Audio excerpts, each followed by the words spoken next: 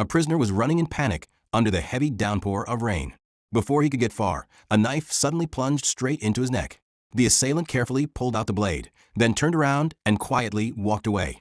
The one who gave the order stood in the darkness, his eyes cold and emotionless, as if he had merely said goodbye to something that had been thrown away. The prisoner collapsed onto the wet ground, his blood mixing with the rainwater. In his final moments, a bitter thought crossed his mind, that dying like this was truly unjust. He had only just begun wanting to live honestly for himself, wanting to become a decent citizen, yet he was suddenly gone. The story began not long before that. This was the future Korea.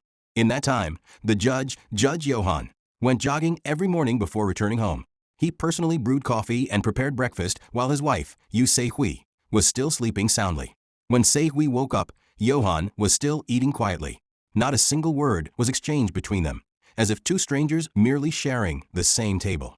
After a while, Johan drove to his workplace, the Central District Court of Seoul. In front of the courthouse, a group of protesters had gathered, demanding accountability from Gajin Chemicals for workplace accidents. Among them was a very young woman with a pale and frail appearance, Han Na-young, a leukemia patient. Her grandmother encouraged her repeatedly, saying that those responsible would be punished and would pay for their crimes. At that moment, Judge Johan appeared, wearing the powerful robe of a judge. He received a phone call from his father-in-law. Calmly and carefully, he reassured the person on the other end, as if to say this was not the first time he had dealt with such a matter. But after ending the call, he lost awareness of himself and kept gripping the pencil in his hand. His chest was filled with tangled emotions, and when he finally stopped, the pencil was nearly broken from the pressure. Inside the trial, the victim's side, led by the prosecutor, strongly argued that the toxic work environment was the cause of the workers' severe illnesses. Because of this, many developed leukemia and brain tumors, and 9 of them died at a young age. On the other side, Gajin Chemicals presented test results claiming that the concentration of chemicals in their facilities was within safe levels. Unknown to the public, even before the trial began, executives connected to Gajin had secretly met with Johan's father-in-law. They asked for help in settling the case. After that, his father-in-law called Johan and instructed him to give a lighter verdict in favor of Gajin Chemicals. However, no one knew that at that very time, Johan already had his own arrangement. He met with a representative of Gajin and laid out clear conditions. The court would reject all the plaintiffs' demands to protect the company's reputation. In exchange, millions of won would be paid in the form of untraceable bonds. It was a deal that appeared clean on paper and left no trace behind. During the trial, Judge Johan showed no hesitation in dismissing the workers' case and declared Gajin Chemicals not guilty. The entire courtroom erupted in anger and chaos. Amid the turmoil, Han Na-young suddenly vomited blood upon hearing the verdict, while her grandmother screamed in utter despair. Johan remained cold, merely ordering the staff to handle the situation before immediately leaving the courtroom. When his father-in-law learned of the verdict, he angrily called Johan. He harshly scolded him and demanded to know why he had completely acquitted Gajin Chemicals, when all that had been expected was a partial reduction of responsibility. Johan responded carefully and calmly, then quickly ended the call. But after hanging up, a long-suppressed anger flared up in his throat. He knew that in the eyes of Yoo Se-hui's family, he was nothing more than a puppet placed in the right position. His father-in-law also knew that his own son-in-law had deceived him to conduct secret dealings, but he chose to turn a blind eye, because a man greedy for money was easy to manipulate. To ease the weight on his mind, Johan often went jogging at night. But that night, when he returned home, he learned that Han Na-young had jumped from the roof of the hospital. She left a message saying she no longer wanted to be a burden to her struggling grandmother. Anger and grief echoed across social media, and netizens collectively expressed their despair and complete loss of faith in the law and justice. Though Johan maintained a cold exterior, his conscience began to gnaw at him relentlessly. The next day was his mother's birthday. Without emotion, Yoo Se-hui handed him a luxury bag and told him to keep the receipt in case it needed to be exchanged. Johan brought the gift to his mother's house. As he looked at an old family photograph, memories of the past suddenly resurfaced. His father had been an ordinary factory worker. During the days of labor strikes and violent demonstrations, Johan himself had been hired to help suppress the unrest. He witnessed with his own eyes how his father was brutally beaten. Since then, he had repeatedly asked himself whether his father had recognized him as one of the hired gangsters who destroyed their lives. A short while later, Judge Johan's mother arrived and directly asked whether his verdict had truly been just. She asked him to accompany her to the wake to apologize to their neighbor, who had lost her beloved granddaughter because of Johan's decision. The mother felt deep shame, as her own son, a judge, had seemingly cut off the last thread of hope for the poor. Despite this, Johan stubbornly insisted that he had merely done what was proper under the law. His mother said that as long as he continued to insist that his ruling was fair, she would believe him and defend him against the malicious tongues of others. Those words numbed Johan, and all the explanations he wanted to give became stuck in his throat. Meanwhile, the massive ES Group, which stood behind the chemical company Gajan Chemicals, officially came under investigation by the tough and determined female prosecutor, Kim Jin-ah. Despite the strong objections of the CEO, Jang Tae-sik, Jin-ah personally led a team of prosecutors in a raid and search of the ES Group headquarters. When he was finally cornered, Tae-sik begged Chief Justice Kang Shinjin to save him. Shinjin accepted the case, but it was clear that there was no turning back for the entire ES Group, so he was forced to comply. He immediately called Johan's father-in-law, the head of Gwangman law firm, and asked him to use Judge Johan to handle the case according to their wishes. On the other hand, Johan noticed that his mother had left her asthma inhaler behind. He quickly chased after her to return it, but at that very moment he received a call from his father-in-law, summoning him. After ending the call, his mother had already left on a bus. When Johan arrived at the meeting place, he was shocked to see that Chairman Jang Tae-sik of ES Group was already there. At the same time, Johan's mother visited the wake of the unfortunate neighbor's granddaughter. Overcome with grief, the child's grandmother lashed out at her, blaming her and beating her severely. Johan's mother did not fight back and silently accepted the violence as punishment she felt she deserved. She was deeply pained by the fact that her beloved son had become a corrupt judge who had completely lost his conscience. On her way home, she suddenly suffered an asthma attack and collapsed on the street.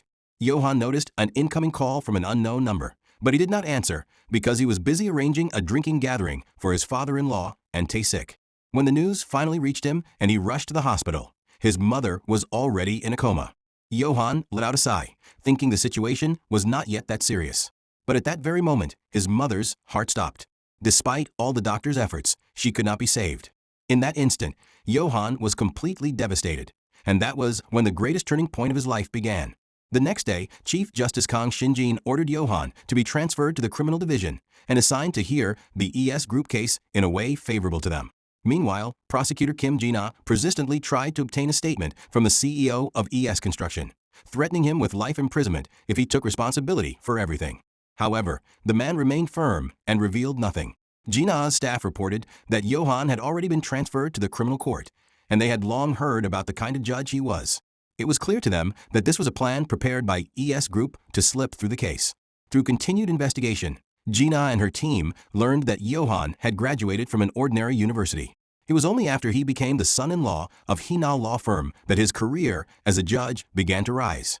From then on, in every case involving Gwangman law firm, Johan's rulings were always in their favor. However, in cases unrelated to Gwangman, he ruled fairly. It became even clearer that Gwangman was merely a front company for Hinal. Meanwhile, Johan's father suffered from Alzheimer's disease and lived in an expensive nursing home that cost millions of won each year, with all expenses covered by Johan's wife, Yu Se-hui. On the surface, it appeared that his wife's family took good care of him, but in reality, he owned no property under his name. Johan had two nicknames. First, he was called the puppet of his wife's family. Second, he was labeled Time's Up, meaning that once the exact time arrived, he would go home, because only a minimal number of cases were assigned to him to keep him in his position. Meanwhile, Chairman Jang Tae-sik brought food to Choi, the head of ES Construction, along with a poison pill, and forced him to commit suicide to keep his family safe. Before long, Jin-ah received news that Choi had taken poison and killed himself inside the detention room. Meanwhile, Johan visited his father at the nursing home. There, he had hidden a steel box containing gold and money that he had secretly accumulated over the course of a year, without the knowledge of his wife's family. Jin-ah personally confronted Johan, introduced herself, and informed him that she would indict Chairman Tae-sik in a case that Johan would preside over. She bluntly called Johan a puppet of his wife's family and warned him that he must rule according to the law, or she would crush him by any means necessary. Johan, however, remained expressionless. Not long after, he learned the news that Choi had committed suicide in prison. A few days later, Jin-ah returned and handed Johan a USB containing evidence of all the corruption and embezzlement committed by Chairman Tae-sik. It was revealed that the person who provided this evidence was Kim Young-jin, the head of the accounting department of ES Construction.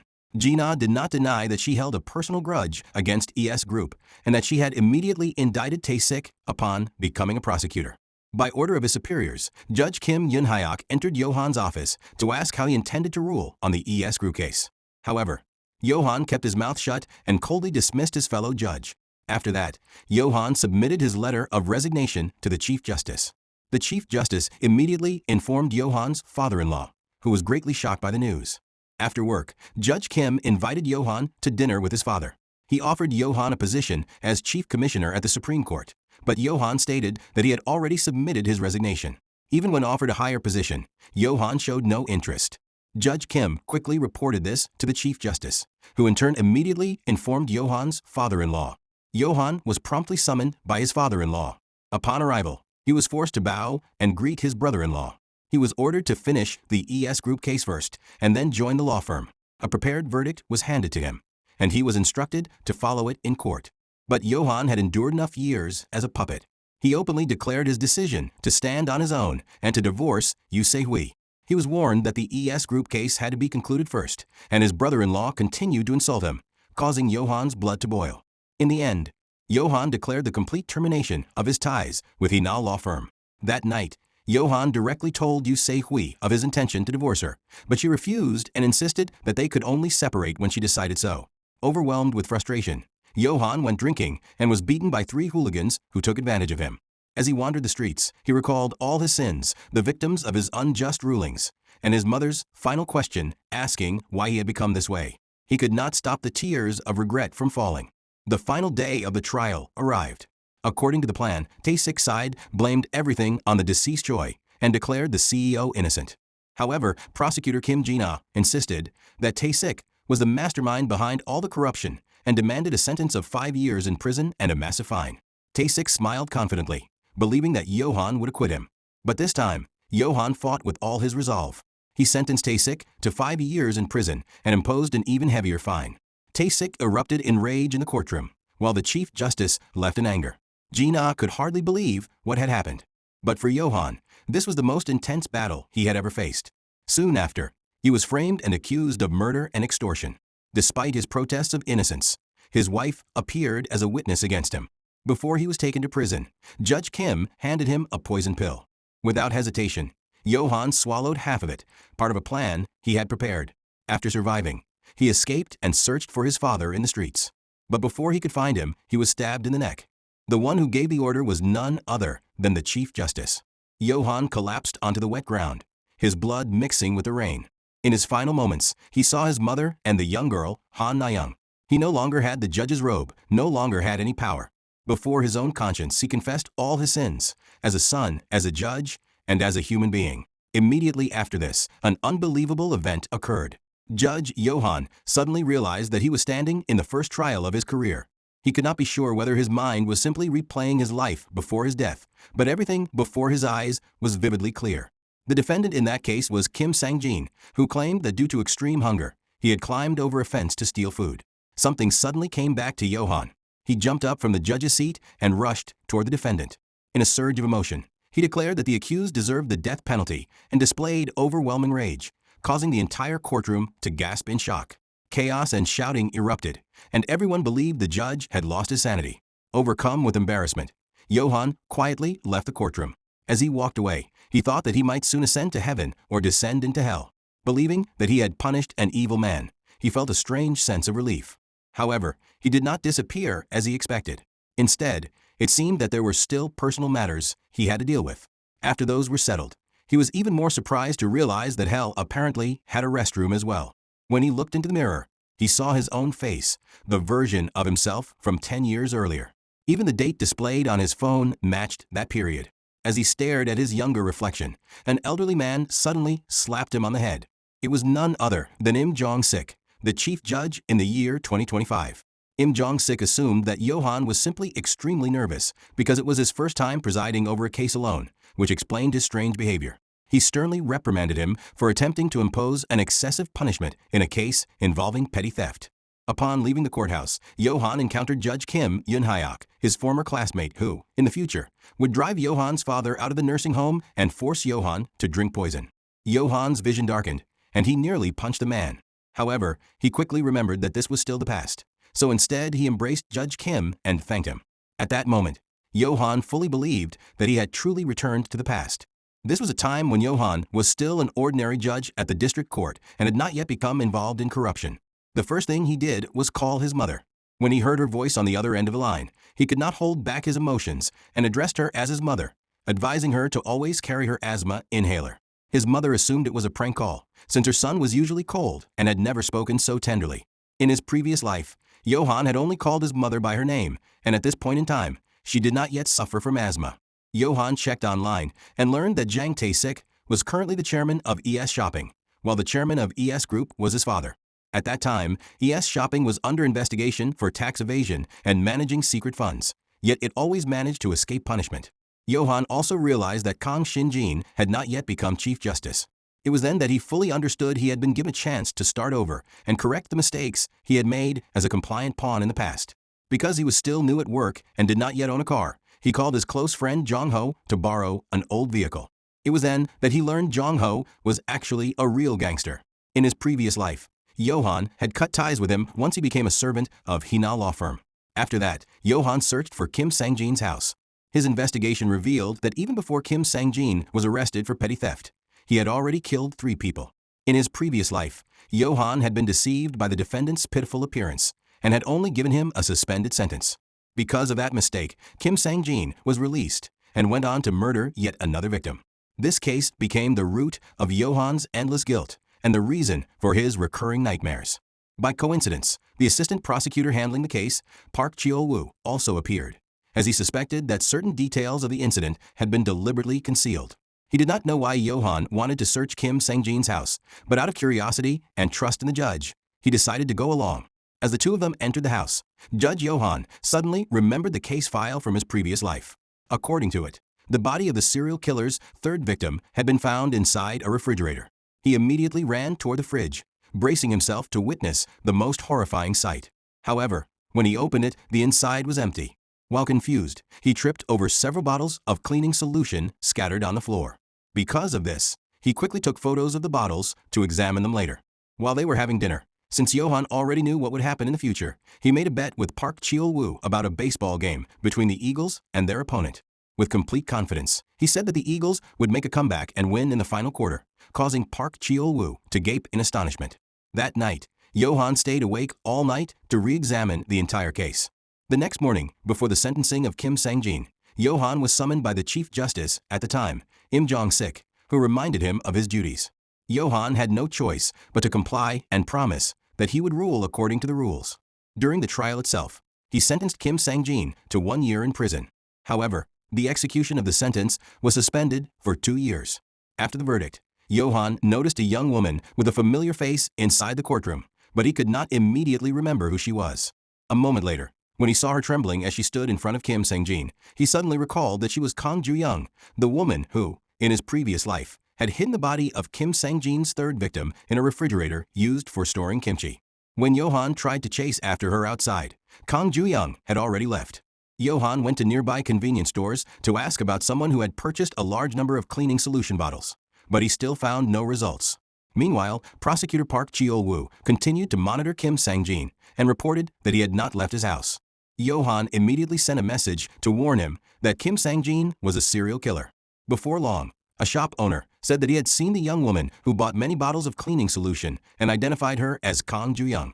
Johan followed her home and told her that he already knew everything. Kang Ju-young revealed that Kim Sang-jin had threatened to kill her mother if she did not follow his orders. Because of this, she had no other choice but to do what he demanded. Inside the refrigerator was indeed the body of one of the victims. It turned out that Kim Sang-jin frequently abused Kang Ju-young. On one occasion, she managed to escape and asked another woman for help. However, Kim Sang-jin killed that woman as well to silence her. After that, he threatened Kang Ju-young and ordered her to hide the victim's body. Because of overwhelming fear, Kang Ju-young did not dare report the crime to the authorities. Meanwhile, Park Cheol-woo followed Kim Sang-jin to a children's playground.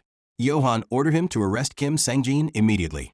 However, Park Cheol-woo did not believe that Kim Sang-jin was a murderer, since they still lacked sufficient evidence. When Johan mentioned a little girl wearing clothes with a duck design and Park Cheol-woo witnessed the lewd look Kim Sang-jin gave the child, he finally believed Johan's words. But at that very moment, Kim Sang-jin saw something on his phone and suddenly ran away. It was then that Johan remembered that Kim Sang-jin had placed a hidden camera inside a teddy bear to continue controlling Kang Ju-young. When he learned that Park Cheol-woo was chasing Kim Sang-jin up a steep road, Johan asked Kang Ju-young to point out the possible routes. Using his car, Johan sped ahead to the place where the murderer was certain to run. As they drew closer, Johan instructed Kang Ju-young to loudly repeat the words he was about to say, a sentence he was directly passing on the murderer. As the woman bravely shouted those words, the shadow of Kim Sang-jin appeared ahead on the road. Without hesitation, Johan stepped on the accelerator and rammed the murderer with full force. He personally brought him to justice, ready to end his life with his own hands. Afterward, Johan informed Cheol-woo of the location of the freezer where the body had been hidden, thereby fully exposing Kim Sang-jin to the law. The following day, inside the courtroom, Johan was repeatedly praised by his superiors. However, because he was still just an ordinary judge, he remained limited to handling minor cases. The murder case of Kim Sang-jin could not be assigned to him. When his superior noticed Johan's disappointment, he summoned him to the office. There, Johan voluntarily applied to become an assistant judge so that he could be the one to handle Kim Sang-jin's case. The director, known for his honesty and upright character, was impressed by Johan's firm principles and integrity. He approved Johan's request. Soon after, the trial of Kim Sang-jin officially began. Johan ascended the judge's seat with a determined gaze. In his previous life, he had delivered an incorrect verdict in this very case. This time, no matter what happened, he had to correct that mistake. Before the trial began, Johan personally visited the families of the 3 victims and invited them to attend the hearing to witness the judgment of Kim Sang-jin. Disregarding the usual limitations of a presiding judge, Johan stood and spoke directly. He did not read cold provisions of the law. Instead, he spoke from the perspective of the victims and fiercely condemned Kim Sang-jin. The verdict was based on the heartfelt words of the victims' families and their sincere desire for justice. Johan sentenced the accused to death. Emotions immediately erupted throughout the courtroom. Everyone applauded in unison. Even the guards, burning with anger, roughly pushed Kim Sang-jin out in his wheelchair. Johan's eyes grew red. At last, the mistakes of his past life were corrected through this trial. Suddenly, Johan noticed a man being followed by another person. He quietly followed them. At that moment, he clearly recognized the man. It was Kim Jin-han, whom he had once colluded with. His companion was none other than Kim Yun-hyuk, a fellow judge who harbored intense jealousy toward him. In this life as well, Kang Shinjin still held the same powerful position. Johan followed them to a restaurant and saw Chief Justice Kang Shinjin enter. He was the man who had killed Johan in his previous life. Rage instantly surged in Johan's chest. Kang Shinjin and Kim Jin-han, the corrupt criminal judge, secretly conspired to manipulate court verdicts. They accepted bribes from companies evading taxes in exchange for reduced sentences. Not only that, they also profited from law firms. Recently, they had set their sights on the law firm of Johan's father-in-law, the Hinal law firm owned by Go Jingyu. For 12 years, every case handled by that law firm had ended in defeat due to Kang Shinjin's interference. When Kang Shinjin felt the timing was right, he deliberately arranged a face-to-face meeting with Representative Jingyu. He intentionally refused to use chopsticks, mixing all the dishes together and eating crudely and shamelessly. Representative Jingyu felt disgusted, yet he had no choice but to sit beside him and humbly beg for help to win his case. As he watched Representative Jingyu bow his head, Kang Shinjin deliberately implied that only those with power had the right to speak, reminding him that cooperation was the only way forward. After Judge Kang left, he ordered Kim Jin-han to represent Representative Jingyu and grant him several favors in the case. The next day, Director Baek Yo-suk assigned Johan an extremely difficult case to test his abilities. Johan accepted a case involving insurance. 3 months before a man named Park Hyuk-jun was involved in a fatal accident. His girlfriend had purchased life insurance and named herself as the sole beneficiary. Because of this, Hyuk-jun became the primary suspect. However, Hyuk-jun owned a successful restaurant and did not appear to be someone who would kill for money. He firmly insisted that he knew nothing about the insurance. Due to a lack of evidence, Johan decided to personally investigate the site of the accident involving Hyuk-jun and the young woman. On the day of the incident, their car had fallen off the side of a mountain. The injured man crawled out of the driver's seat and escaped, leaving his unconscious girlfriend in the passenger seat. At first glance, it appeared to be nothing more than a simple accident. However, before her death, the woman had purchased 8 death insurance policies. The total insured amount reached 12 billion, and Hyuk-jun was the sole beneficiary. Because of this, everyone was forced to suspect that the accident had been intentional. While Johan was deep in thought, a female reporter approached him and introduced herself. She mistook Johan for a police officer and attempted to obtain information about the investigation. Johan recognized her. She was the same reporter who had interviewed him in his previous life. After their brief conversation, Johan went to the junkyard run by his parents. Nearby, an elderly woman appeared who occasionally sold scrap metal. Johan could not forget her. She was the grandmother of Han Na-young. Because of Johan's unjust verdict in his previous life, the elderly woman had lost her only granddaughter. Johan made her a cup of coffee. His eyes reddened as he knelt before the old woman and sincerely apologized. The elderly woman hesitated, but eventually left the junkyard and went home. Along the way, she was greeted by her granddaughter, and the two of them walked home together. The following year, the girl would enter high school. She planned to work after graduation so that her grandmother would no longer suffer. She never expected to become, like Johan, an esteemed judge, but she hoped that at the very least, she would be able to finish college. The next day, Johan prepared breakfast for his parents. He also reminded them that if the elderly woman were to return to the junkyard, they should give her nutritious food. The following morning, Johan left early. At the suggestion of Chief Justice Kang Shinjin, Representative Jin Gyu contacted Johan's superior and directly requested that Johan handle the case, as he was well known in the area. The reason was to arrange a meeting with Representative Jin Gyu's youngest daughter. Their first meeting was scheduled for 2 o'clock in the afternoon. The youngest daughter arrived at 3 o'clock in the afternoon, deliberately making the other party wait for nearly an hour. She walked into the restaurant but did not see Judge Johan. At that time, Johan was resting in a separate cafe. In his previous life, the youngest daughter had done the same, deliberately arriving late to test the patience and temperament of the person she was meeting. While waiting for the right moment, Johan took advantage of the opportunity to review the insurance case file again. It was clear in his memory that in his previous life, he had declared the accused innocent. But 3 years later, the man had deliberately caused another accident, and the truth was eventually revealed that he had killed his own girlfriend. When Johan saw that the appointed time was approaching, he sent a message to the youngest daughter to inform her that he might be late. Because of this, the woman became extremely angry. When she stood up to leave the restaurant, she accidentally bumped into a waiter. Amid the commotion, Johan appeared behind her and supported her. The woman was furious and was about to scold and strike the waiter, but Johan grabbed her wrist to stop her. Johan introduced himself as the person she had been waiting for. Due to her anger and intense irritation from waiting, the woman slapped him.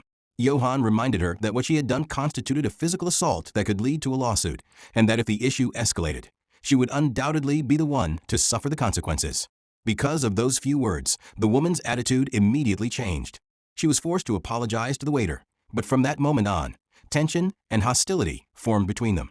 Not long after, someone recorded a video of the incident involving the youngest daughter and uploaded it online. When one of Johan's colleagues saw it, he immediately asked Johan about what had happened. Johan did not evade the question and told the whole truth, that he had indeed met with the youngest daughter of the Hinal law firm. Johan noticed the lack of confidence and jealousy in his colleague's eyes. The colleague had worked for the Chief Justice for a long time but had never been given importance, whereas Johan was favored by his superiors and was even being arranged a blind date. When Johan returned to the courtroom, he reopened the trial involving Park Hyuk-jun. This time, the witness was Gaeang, the cousin of Park's girlfriend and also her insurance consultant. Gaeang testified that while Seon-hee was still alive, the girl had never told Park Hyuk-jun about purchasing insurance. Because of this, the motive for murder for money seemed to disappear, and in such a situation, Park should have been released. However, it was clear that Gaeang was the only one who had knowledge of the insurance, making her the key to the case and requiring thorough investigation.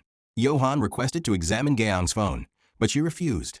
When Johan then asked for her personal phone, Gaeang said that it was missing. At that moment, a call suddenly rang from inside her bag. Johan himself dialed that number. As a result, Gaeang was forced to hand over the phone.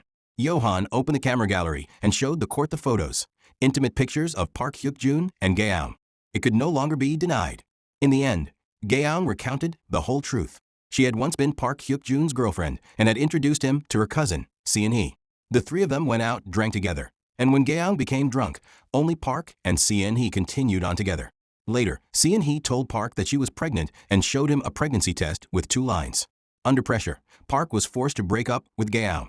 However, he later discovered that Seon-hee was not actually pregnant and had only used a fake test strip to deceive him. Filled with regret, Park secretly resumed his relationship with Gaeang. When this was exposed, Seon-hee became enraged at the deception.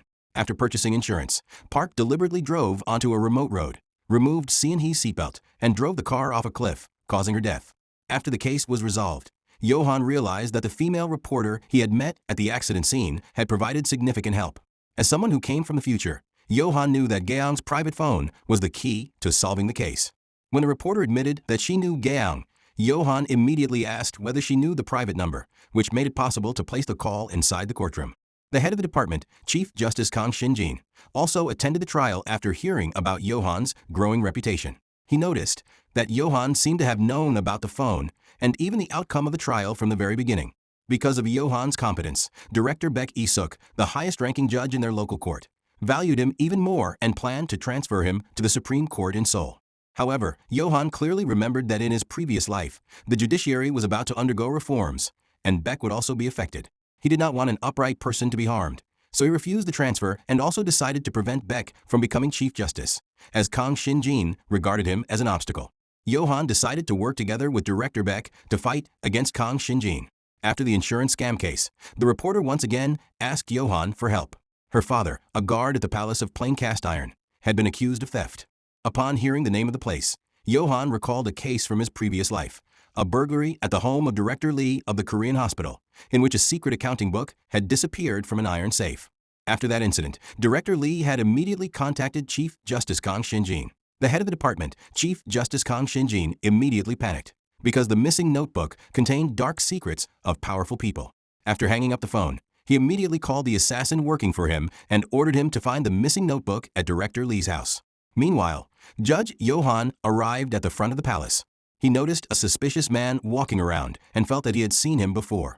However, he did not pay much attention to it and instead followed the female reporter to the equipment room in the residential area. Using his professional legal knowledge, he helped the reporter avoid the guard's thorough questioning. After that, Johan went to his close friend Jong-ho and asked for help. He requested that Jong-ho use his extensive connections to track down the thief inside the palace. Jong-ho immediately agreed, but he could not help worrying about his old friend. Whenever there was trouble, even though Johan was already a judge, he did not turn to the police, but instead came to Jong-ho.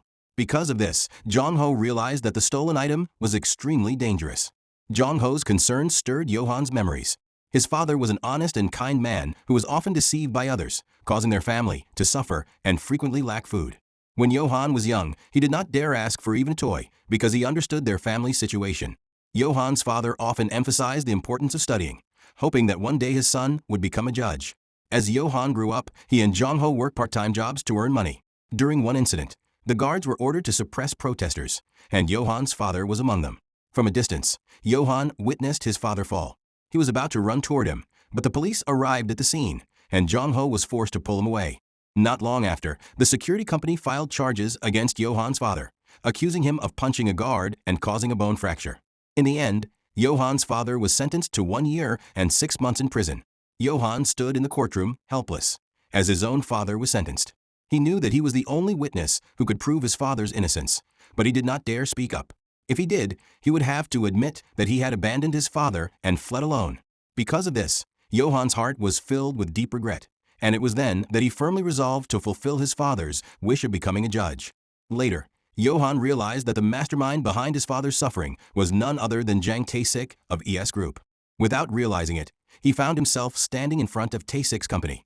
From there, he noticed a woman blocking the chairman's car.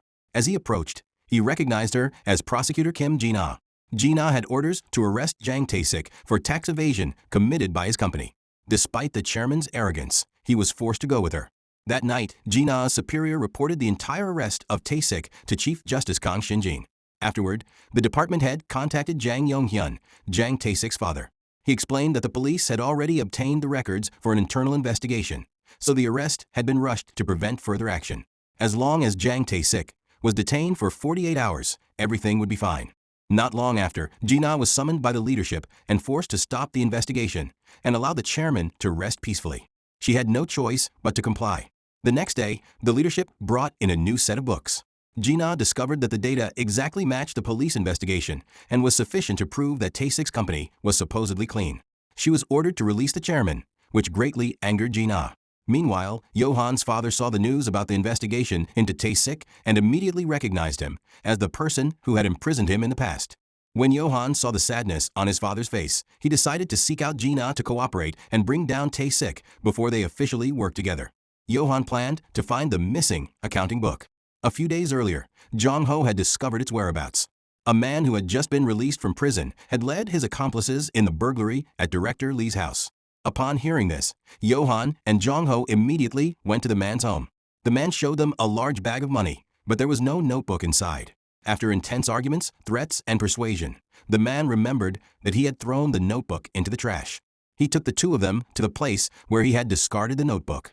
At the same time, the assassin sent by the gang leader tracked down the man's accomplice and also learned from him that the book had been thrown into the yard. As a result, the two groups began a race to find the same target. Jong-ho deliberately called his associates to help, while Johan was filled with anxiety. As Johan's anger burned, he received a call from his mother. She informed him that a bundle of old items had arrived, including an accounting book. Johan immediately took the book from his mother and discovered that inside were written the names of high-ranking Korean officials. Johan was overjoyed, unaware that an assassin was watching them from afar. Soon after, with the help of director Baek Isuk, Johan held a press conference. He revealed the accounting book and read each name aloud in front of the reporters. The officials and politicians named were all criminals who had helped others evade military service, and Johan was determined to hold every one of them accountable.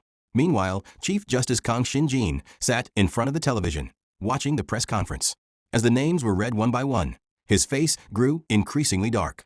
Before the press conference, Johan found Director Lee's missing notebook at his mother's junkyard.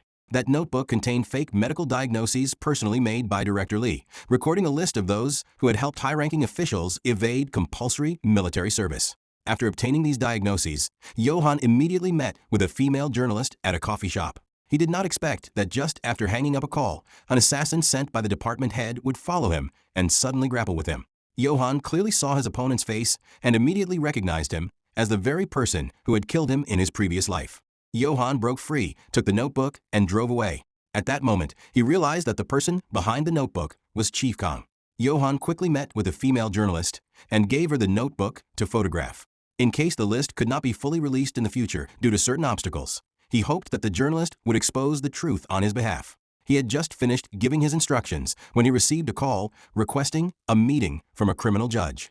At the same time, the assassin reported to Chief Kang that Johan had obtained the notebook from the junkyard. It turned out that the junkyard belonged to Johan's family. Chief Kang thought for a moment and then ordered the assassin to withdraw for now. He also took advantage of this opportunity to try to see whether he could draw Johan over to his side. Following Chief Kang's orders, the criminal judge met with Johan and secretly suggested that he transfer to the Sun Court in exchange for the notebook he held.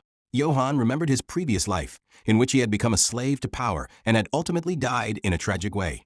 This time, he did not want to repeat the same path, so he firmly rejected the criminal judge's offer. Johan went directly to meet Director Beck and handed the notebook to him, believing that Director Beck of the Anti-Corruption Agency would protect it to the end.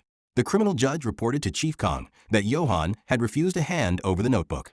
Chief Kang immediately developed a headache. He instructed the caller to continue maintaining contact with Johan and then hung up. Chief Kang accompanied the former president to a conference room. Everyone present belonged to the highest levels of power in South Korea, from both the old and new factions. They also secretly held a cabinet meeting to discuss the transfer of power and directly appoint a legislator as Minister of Justice. After the meeting, Chief Kang met with the former president.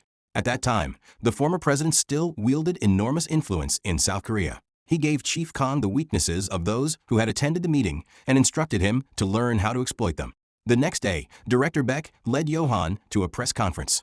Johan stood before the media and read out the entire list of names from the notebook.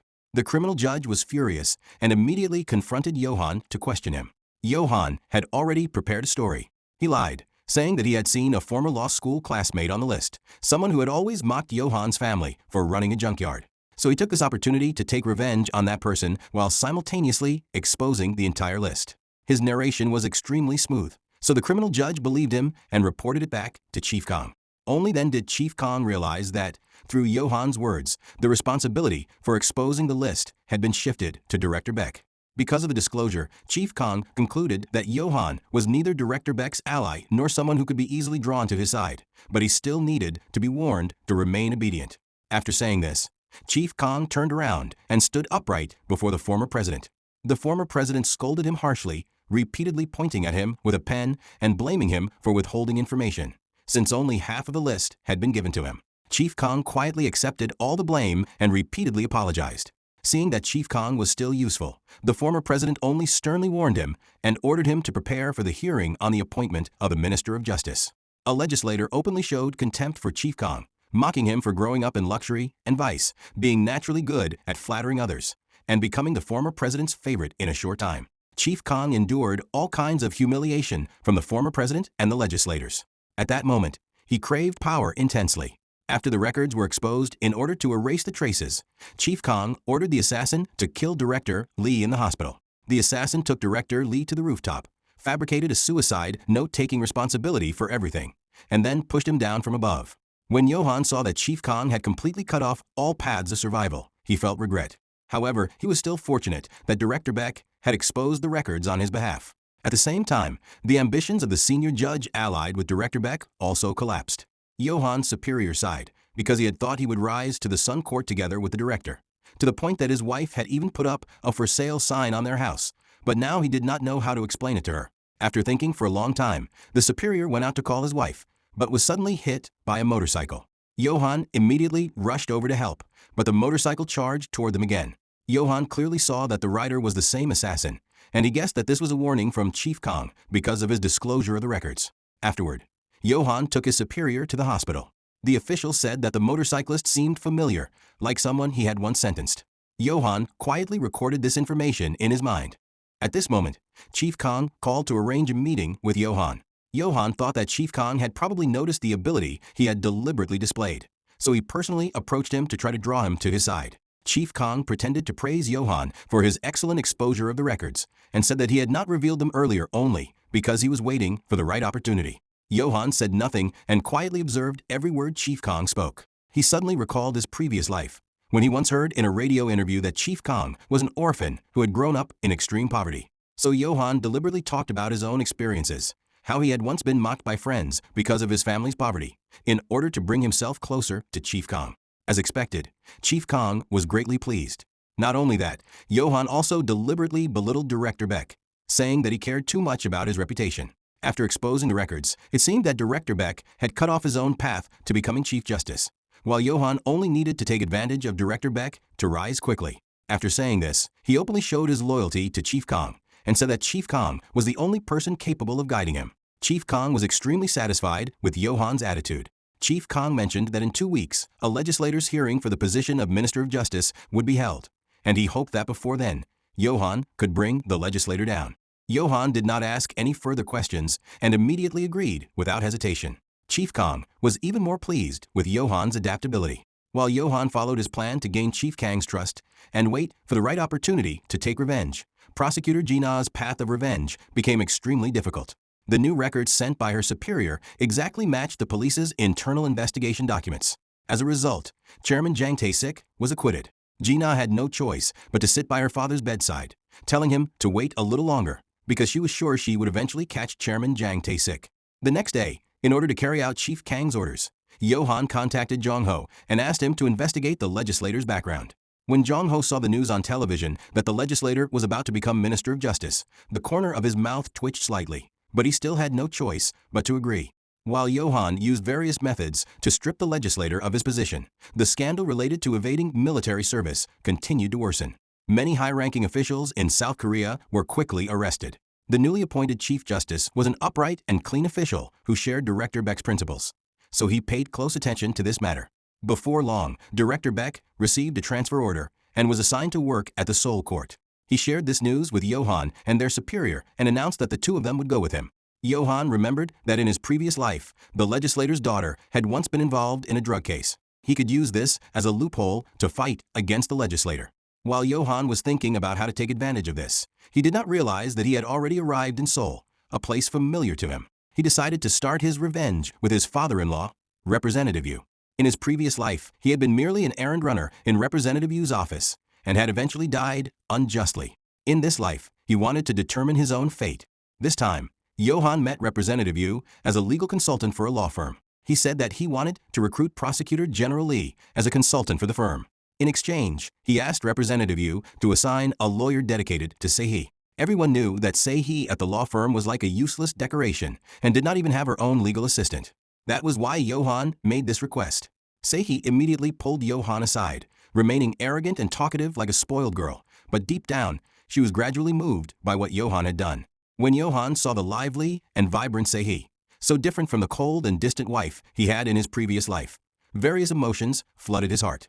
The next day, Johan went to work at the Seoul court. As soon as he entered the lobby, he ran into Prosecutor Gina. He hurried to greet her, but then remembered that they had never met before. So he awkwardly turned away and greeted Assistant Kim Yun-hyuk instead. Assistant Kim had also been transferred to the Seoul court by Chief Kang's order and was assigned to monitor Johan. After greeting him, Johan went straight to meet Chief Kang. He suggested taking advantage of a weakness to gain leverage, because both the legislator's son and daughter were drug addicts. He proposed targeting the legislator's daughter first, who was currently in South Korea. Chief Kang was pleased and nodded, then asked what Johan wanted. Johan said that he wanted to become a consultant for Representative Yu's law firm and hoped that Prosecutor General Lee would also become a consultant there. In this way, the representative's daughter could take advantage of the opportunity to achieve her own goals. Chief Kang agreed and secretly admired Johan's greed. When Johan left Chief Kang's office, his superior saw him. Noticing how close Johan was to Chief Kang, his superior began to doubt his true stance. Shortly afterward, the deputy director and the director summoned all senior judges for a meeting. Throughout the hall, almost all the judges fully obeyed Chief Kang and did whatever he wanted, while ignoring the words of the newly appointed director of the Seoul court. After thinking for a long time, the superior decided to question Johan directly. But before he could leave, his actions were interrupted by a call from the director. He and Johan went together to meet the director. This time, the director entrusted Johan with a South District case that had recently caused major turmoil. This case was extremely sensitive, but Johan knew from Jong-ho that the legislator was secretly colluding with a South District chief. Therefore, he could use this case to investigate the legislator. So he accepted it without hesitation. After leaving the chief judge's office, Johan called Se-hee to meet and discuss Prosecutor General Lee in detail. While waiting for Se-hee, Johan recalled the Sinkhole case. At that time, a road suddenly collapsed in a district of southern Seoul. Many vehicles were buried in the pit, the drivers died instantly, and many pedestrians were injured. Later investigations revealed that the collapse was caused by defective construction. The owner of the construction company responsible was the South District Chief himself. Soon, he was prosecuted. The case went all the way to appeal, but in the end, all cases related to deaths and injuries caused by the sinkhole ended in his victory. When Assistant Kim learned that Johan had taken on such a difficult case, he could not help smiling secretly. But his expression immediately changed when he saw a beautiful woman arrive looking for Johan. Johan instructed Se-hee to contact the law firm's American branch lawyer to investigate the drug use of Prosecutor General Lee's son. They divided the tasks. One investigated in America, while the other searched for the bar frequently visited by the legislator's daughter. Jong-ho helped them and took them to the exact bar the legislator's daughter often visited. He took videos and photos of her using drugs. After obtaining the evidence, Johan immediately sent it to Prosecutor General Lee, subtly implying that his son in America was also using drugs like the legislator's daughter. After that, Johan requested a personal meeting with Prosecutor General Lee. Johan brought the evidence of the legislator's daughter's drug use and confronted Prosecutor General Lee, demanding her immediate arrest. When he saw that Prosecutor General Lee was still unmoved, he ordered Se-hee to call the American branch lawyer right in front of him. When Prosecutor General Lee heard that there were photos of his son using drugs the previous night, he had no choice but to agree to Johan's demands. After that, Johan produced evidence of bribery involving the legislator and asked Prosecutor General Lee to seize this opportunity to bring him down. As an upright official who knew the legislator truly had problems, Prosecutor General Lee felt somewhat relieved. Is this the kind of person who can be called a judge? One must remember that justice does not exist only inside the courtroom. There are also judges outside it. When Se-hee learned that Prosecutor General Lee had agreed to become a consultant for the law firm, she was overjoyed and invited Johan out for drinks. But Johan declined and said they would do it another time, which clearly disappointed Se-hee. When Johan visited his mother's junkyard, he found Han Na-young arguing with her grandmother. As a judge, Johan mediated and learned that Na-young only wanted to work so her grandmother would not have to struggle every day, while her grandmother wanted her to focus on her studies. Johan stopped their argument and called Jong-ho. He asked him to hire Na-young as a part-time worker at a convenience store, only 4 days a week, so that she could still attend classes on the remaining days. In this way, both of their needs were met. The grandmother repeatedly bowed in gratitude to Johan. Jong-ho could not help praising Johan, saying that society was fortunate to have such a good person as a judge. Hearing this, Johan could not help sighing, thinking to himself that he was a trash judge. He remembered his previous life, in which Na-young had died because of his unjust ruling, and the pain in his chest grew heavier again. The next day, the female journalist came to interview the victims of the Sinkhole case. She met the father of the only person who had died in the incident, an elderly man who had personally witnessed how the district chief escaped legal punishment. He had no choice but to file complaints, but none had any result. While the journalist was talking to the old man, the district chief's car suddenly arrived. When he saw people trying to block his vehicle, he immediately fled. Unable to endure the daily protests in front of his house, he called his hired lawyer and scolded her. He did not know that the lawyer was Seihi's older sister. The district chief accused the lawyer of handling the case too slowly and immediately removed her from the Sinkhole case.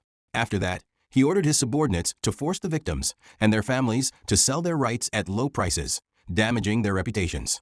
The lawyer could no longer tolerate the district chief's outrageous behavior. One subordinate warned her that the district chief came from the Five Blessings gang, which specialized in doing dirty work for legislators, which was why he was protected and promoted. Only then did Seihi's sister realize that the district chief was deliberately persecuting the victims. To quickly resolve the Sinkhole case and stop the continued abuse, she immediately contacted Seihi and asked her to find Johan, the judge handling the case, to side with the law firm and issue a ruling. Seihi had long been waiting to meet Johan again. She remembered his next time promise that was never fulfilled and felt annoyed.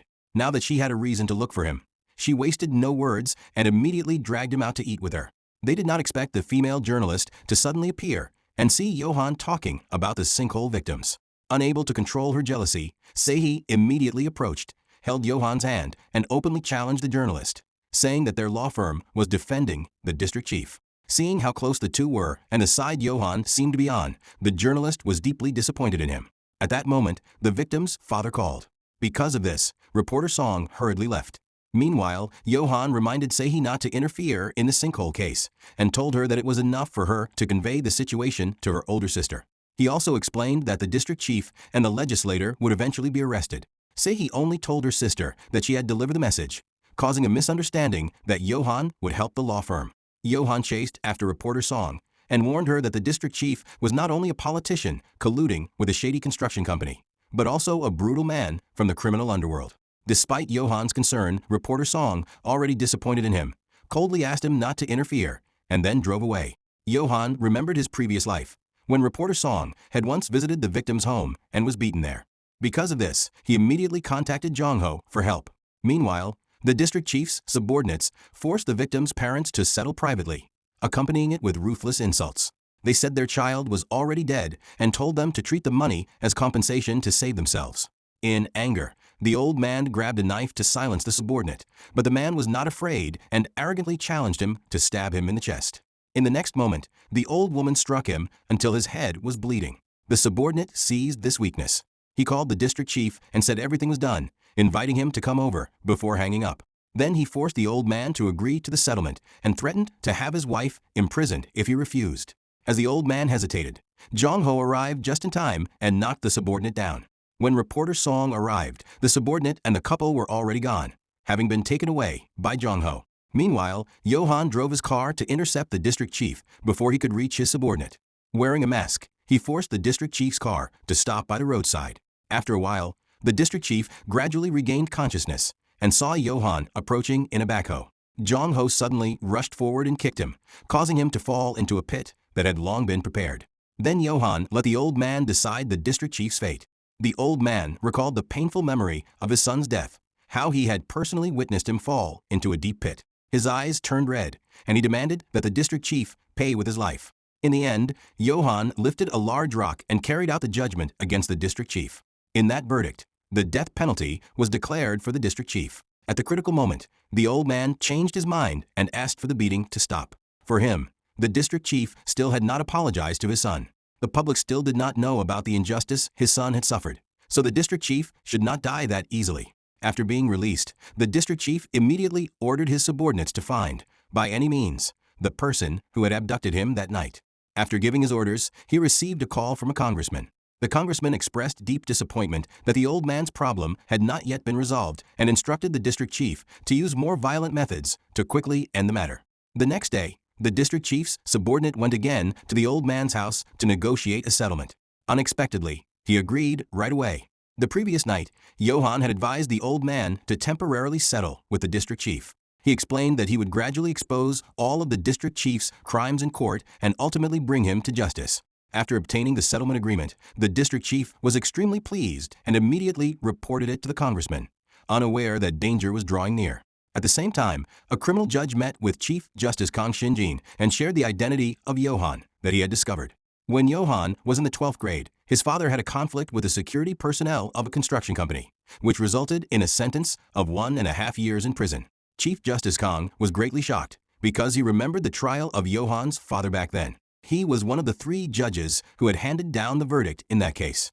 Because of this, he began to suspect whether Johan approaching him was a form of revenge. He invited Johan to dinner and asked why he still had not stopped the congressman from becoming Minister of Justice.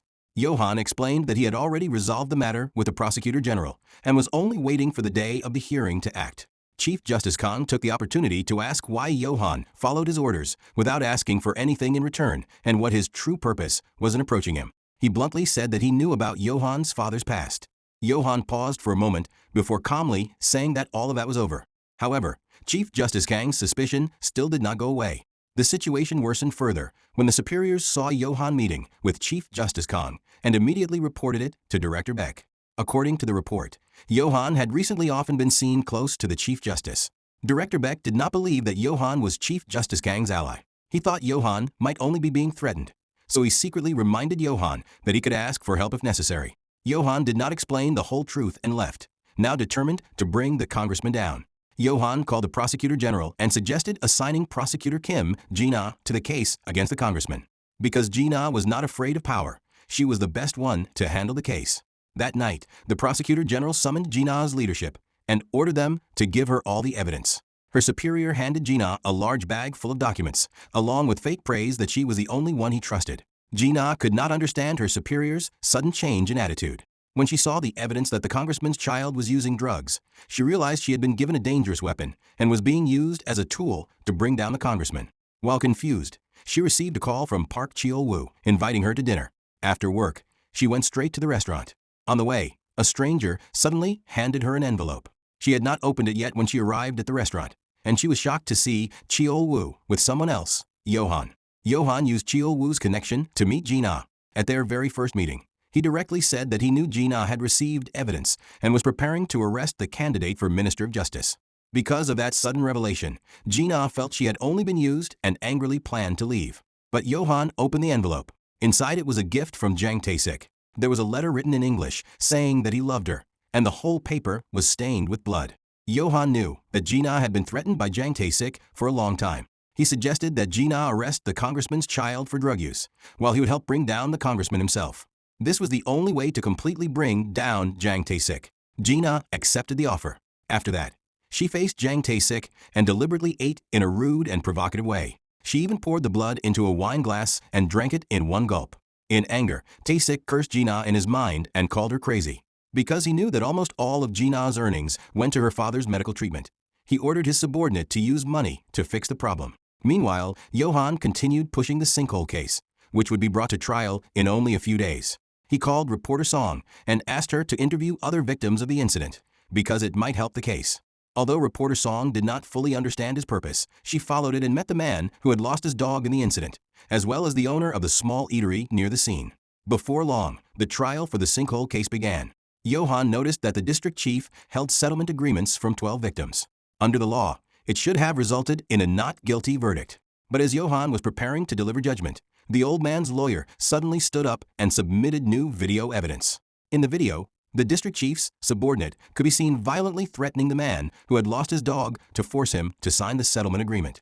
The video was recorded by reporter Song during the interview and given to the lawyer before the trial. The district chief's lawyer immediately denied it and insisted that the intimidation was only the subordinate's personal action and was not enough to prove that all victims had been forced. However, the lawyer also produced additional evidence from the interview with the eatery owner, which again changed the course of the trial. The eatery owner told the female reporter that even before the Sinkhole incident, she had noticed cracks in the road and immediately reported them to the local administration. However, she received no response. When the road finally collapsed and the tragedy happened, she wanted to tell the truth on a radio station, but she was threatened by the district chief's subordinates and forced to stay silent. Because the evidence was clear, Johan insisted that the violent acts of the district chief's subordinates constituted a criminal case and had to be tried under the penal law. He explained that only after the criminal trial could the hearing on the Sinkhole case continue. At the same time, he ordered the prosecution to investigate the district chief to find out why he used violence to force the victims to settle. and what he was truly hiding. After getting the results, the criminal judge immediately reported the situation to Chief Justice Kang. He reminded him that the prosecutor Johan had assigned to conduct the investigation was Johan's close friend, and that they had once worked together solving a serial killing case. Chief Justice Kang grew anxious. If the district chief were fully investigated, the prosecution could follow the evidence to a congressman and expose the nearly 20 billion won they had secretly received from him. At that moment, Chief Justice Kang became fully convinced that Johan was not his ally. That night, Chief Justice Kang summoned the congressman and ordered him to deal with the district chief. If the district chief dared to turn against them and reveal everything, none of them would survive. The congressman quietly agreed. Meanwhile, Johan went to Representative Yu's law firm and pretended to express concern. He explained that he had been forced to show the video in court where the victims were being threatened. If the evidence were rejected, the media and reporters would surely suspect his relationship with a law firm. After that, he secretly reminded Representative Yu that the case involving the district chief's secret money payments was about to be exposed. If he cut ties with the district chief immediately, the law firm would not be implicated. Representative Yu thanked him for the warning, and his resentment about the Sinkhole case completely disappeared. After leaving the law firm, Johan took Yu Se-hui to eat beef soup. He mentioned unintentionally that he had once taken an acquaintance there as well. Se-hui repeatedly asked whether it was a woman. Because he stayed silent, jealousy filled Se-hui's mind, not knowing that the person Johan meant was actually herself in his previous life. Meanwhile, Park Cheo-woo followed Johan's orders and began investigating the district chief. In an indirect way, he reminded the district chief that the day would come when the congressman would also abandon him, so it would be better to cooperate before that happened. After that, he ruthlessly released the district chief. He did not expect that as soon as the district chief got out, the congressman would call to ask whether he had revealed anything to the prosecution, and strictly ordered him not to say anything at all. In anger, the district chief cursed at the congressman and accused him of treating him like a dog. From then on, conflict began to form between them, a situation that matched Johan's plan exactly. That night, the congressman prepared a passport for the district chief and instructed him to flee to another country for the time being. Afraid that he might never return, the district chief deliberately brought a USB containing the congressman's black money to use as leverage if necessary. Then, together with his subordinate, he went to the port and waited for a boat inside a bookstore there. Because of the breadth of Jong-ho's connections, he quickly learned of the district chief's escape plan and immediately informed Johan. Johan went straight to the bookstore, but found that an assassin was already strangling the district chief. He immediately rushed in to separate the two. He immediately stopped the assassin and fought, but he gradually lost and fell into danger. At the critical moment, Jong-ho arrived and saved Johan. As the situation worsened, the assassin fled.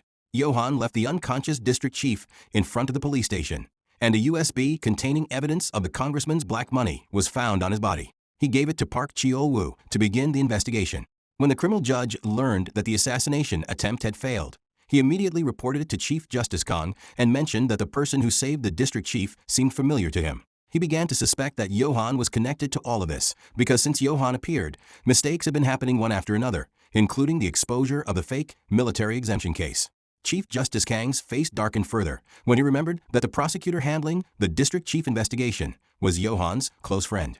Before long, Park Cheo-woo officially began the investigation. Because he had nearly been killed, the district chief no longer dared to lie, and he fully confessed that he had secretly given money to the congressman of the National Assembly. Cheo-woo obtained the crucial evidence and immediately brought people to raid the congressman's office.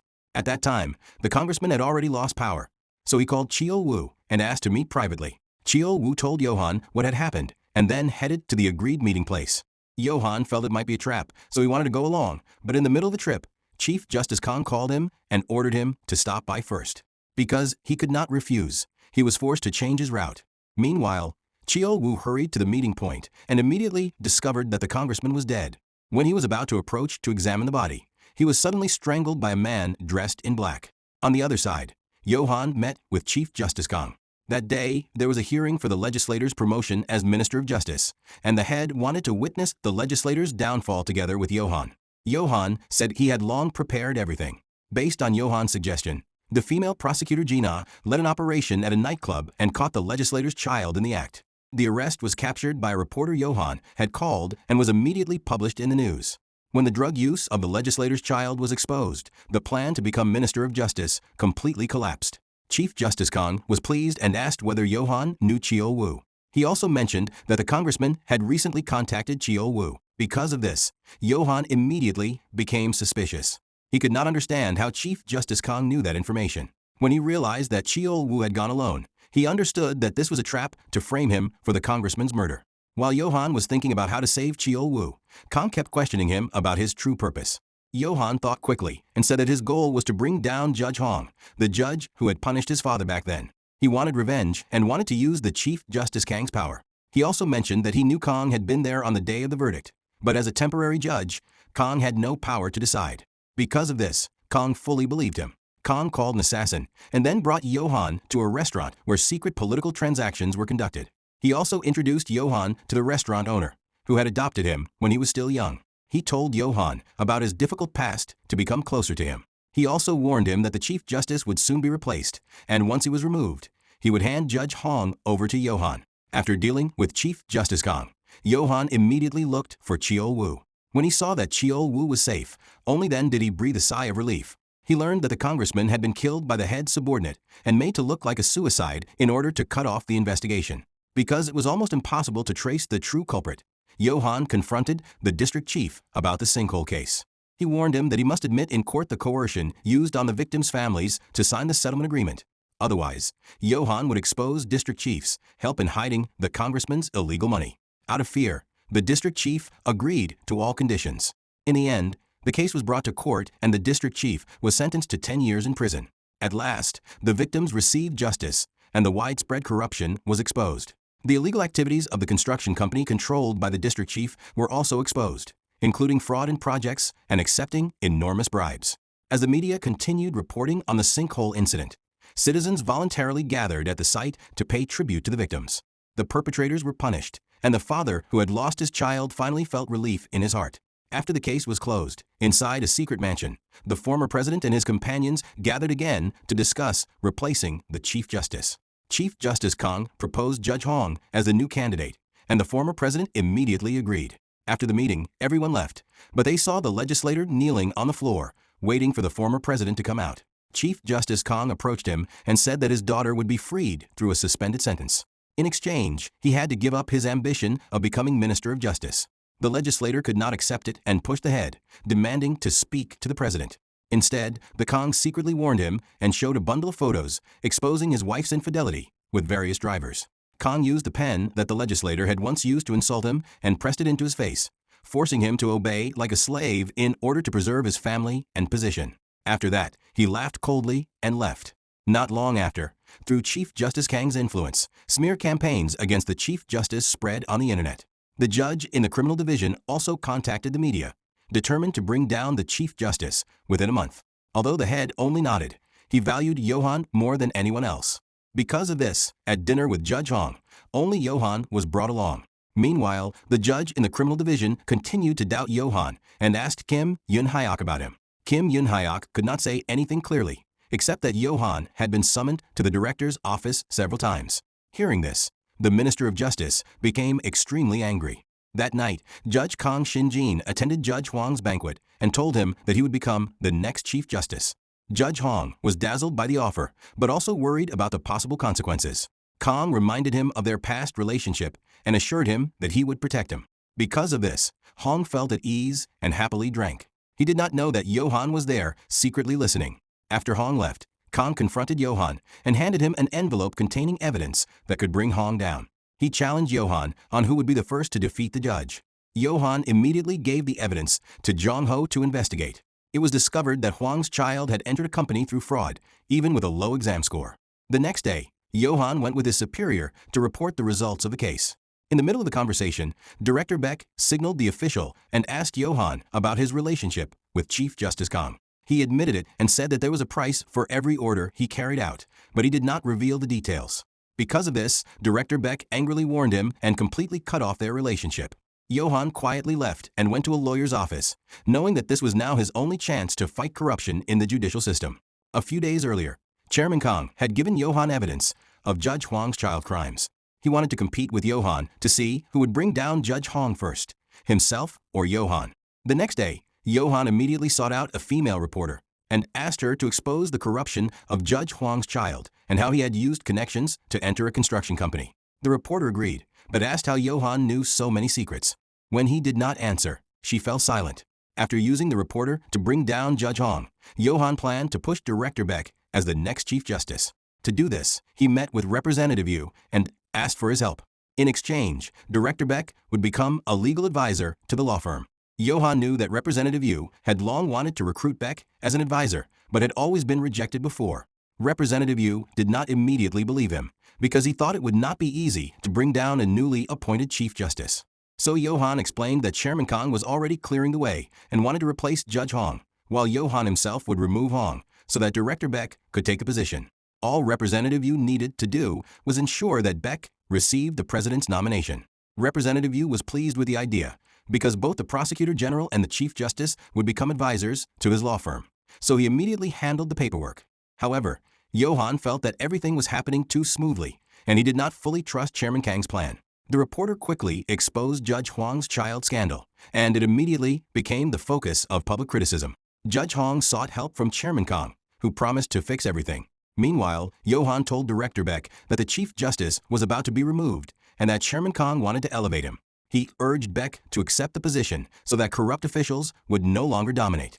Only then did Beck understand that Johan had never strayed from his path. He had merely been using Chairman Kong's Shinjin. That night, Representative Yu offered Beck the position of legal advisor and promised to help him secure the nomination. Director Beck began to hesitate. Prosecutor Gina came to Johan and offered to cooperate in arresting Jang Tae-sik. She was ready to risk everything. Johan revealed that his true target was Chairman Kong, the mastermind behind the entire system and Jang Tae-sik's illegal activities. They went to Johan's parents' junkyard, and Gina was shocked when she learned the truth. In the past, Johan's parents had helped her, but Jang Tae-sik had used her father to frame Johan's father.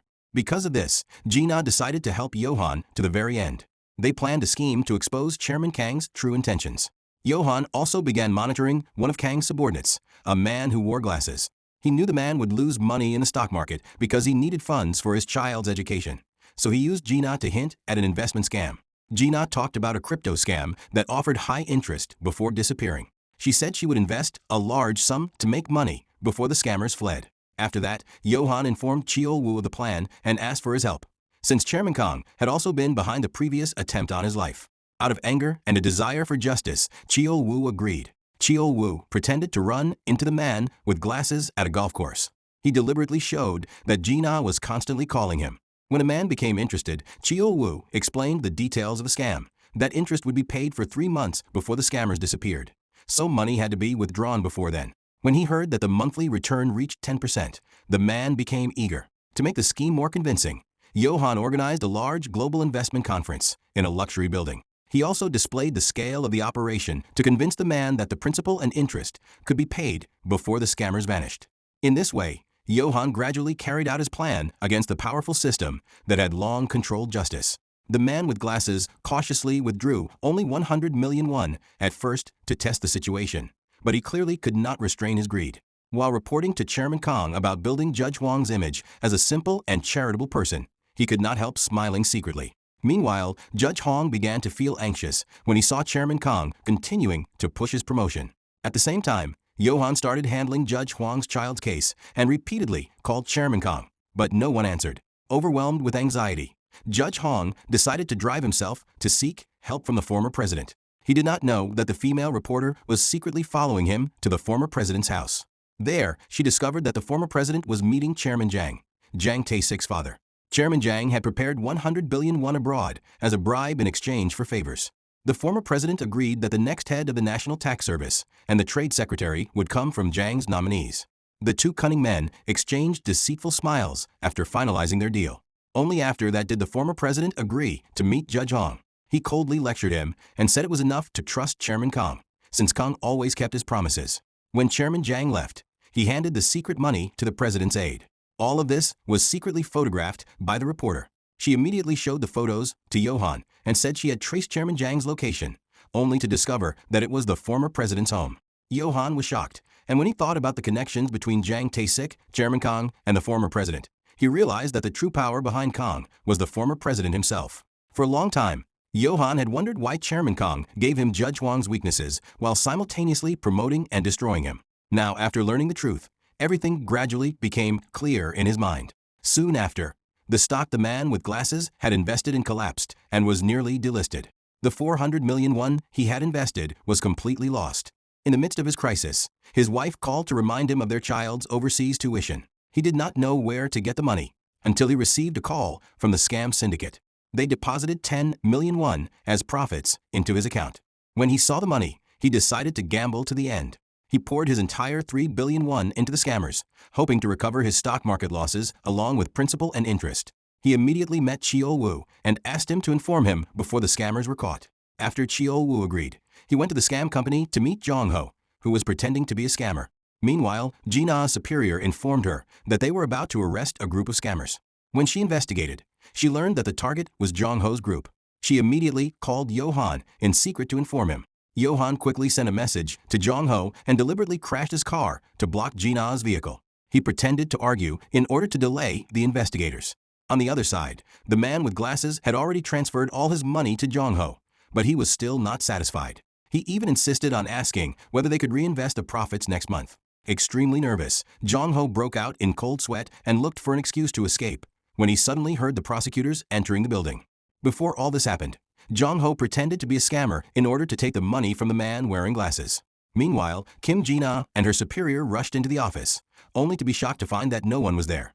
Park Cheol-woo suddenly appeared and blamed them for acting recklessly. He explained that it was only a temporary location used by scammers to raise funds, and that they had withdrawn long ago. While Jina was being scolded for ruining the plan, Park Cheol-woo also informed the man with glasses about what had happened. The man had just invested 30 billion won and immediately panicked upon hearing the news. So he rushed back to look for Jong-ho. However, Jong-ho had long since disappeared, proof that everything was part of Johan's plan. Johan arranged for Jong-ho to move to a new office and secretly reported the old scam location to Jina's superiors. Even though they conducted a sudden inspection, it was enough to erase the suspicions of the man with glasses toward Park Cheol-woo and Jina, convincing him that everything was merely bad luck. After the incident, Johan, Jong-ho, and the others gathered to celebrate. Through their lively conversation, their bond grew even stronger. The deception of the man with glasses became the foundation for forming a team willing to conspire against Chief Justice Kang Shinjin. The next day, Judge Hong angrily confronted Chief Justice Kang and demanded to know when he would help his son escape the case and when he himself would be promoted to Chief Justice of the Supreme Court. Kang Shinjin promised to make it happen, but in exchange, he ordered Judge Hong to hand over the secret file containing the illegal political fund.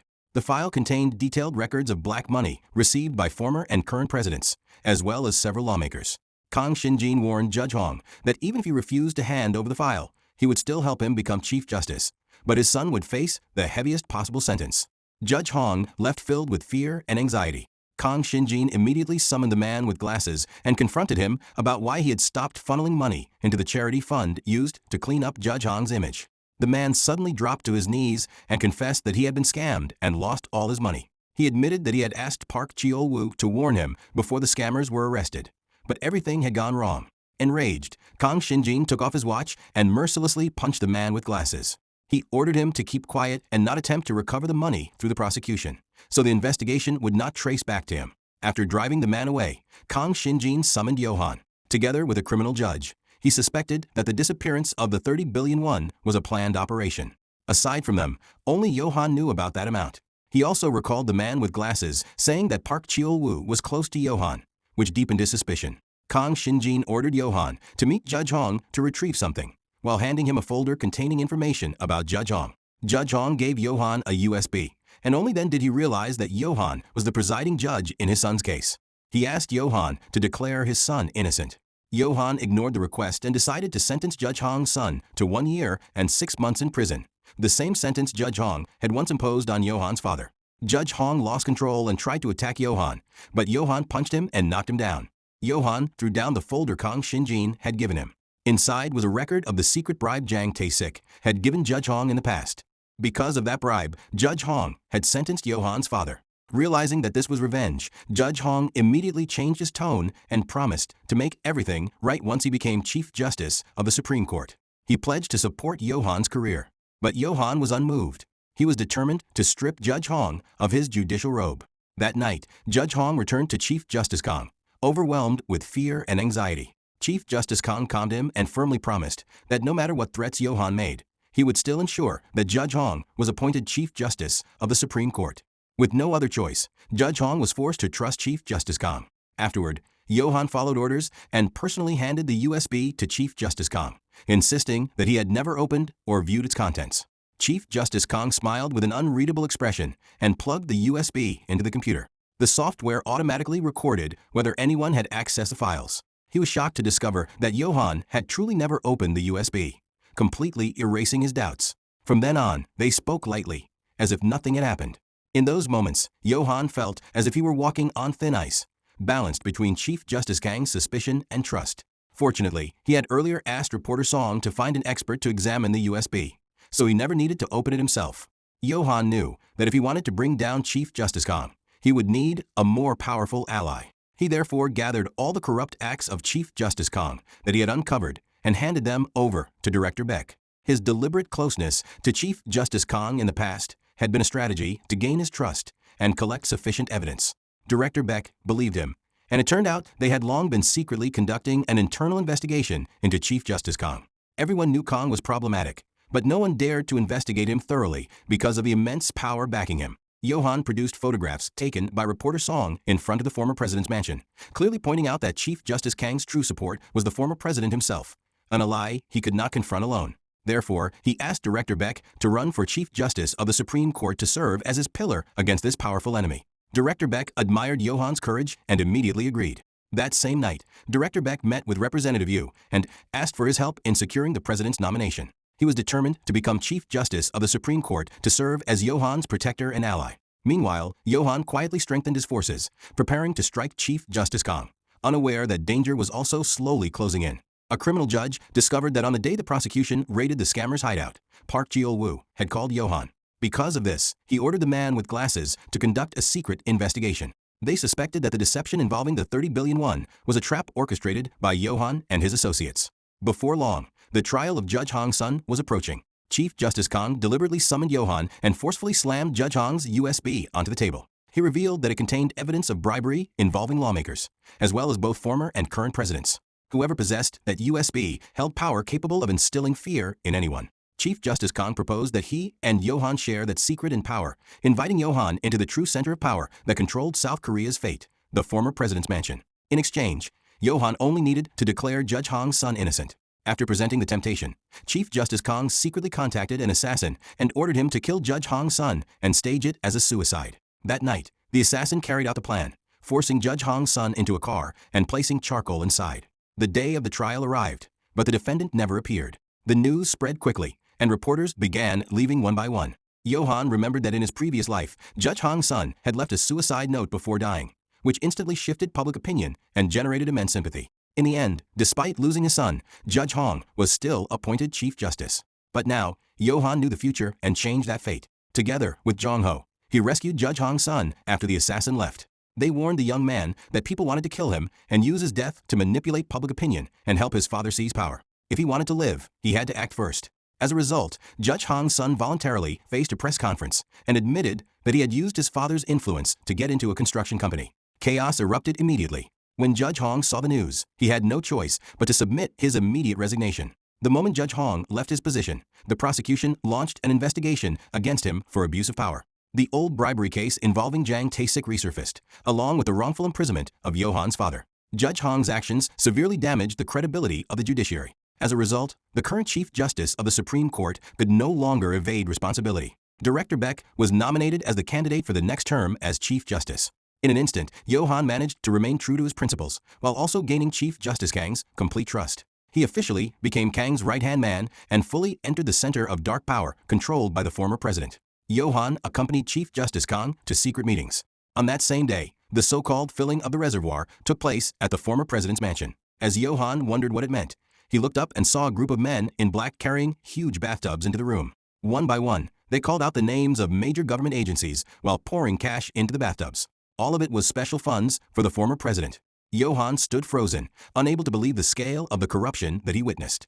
After all of that, Minister Choi of the Ministry of Land suddenly appeared in the conference room and revealed a confidential document. He announced that a new city would be built along the Han River the following year, and that those present had the right to purchase land at a low price before the plan was officially announced.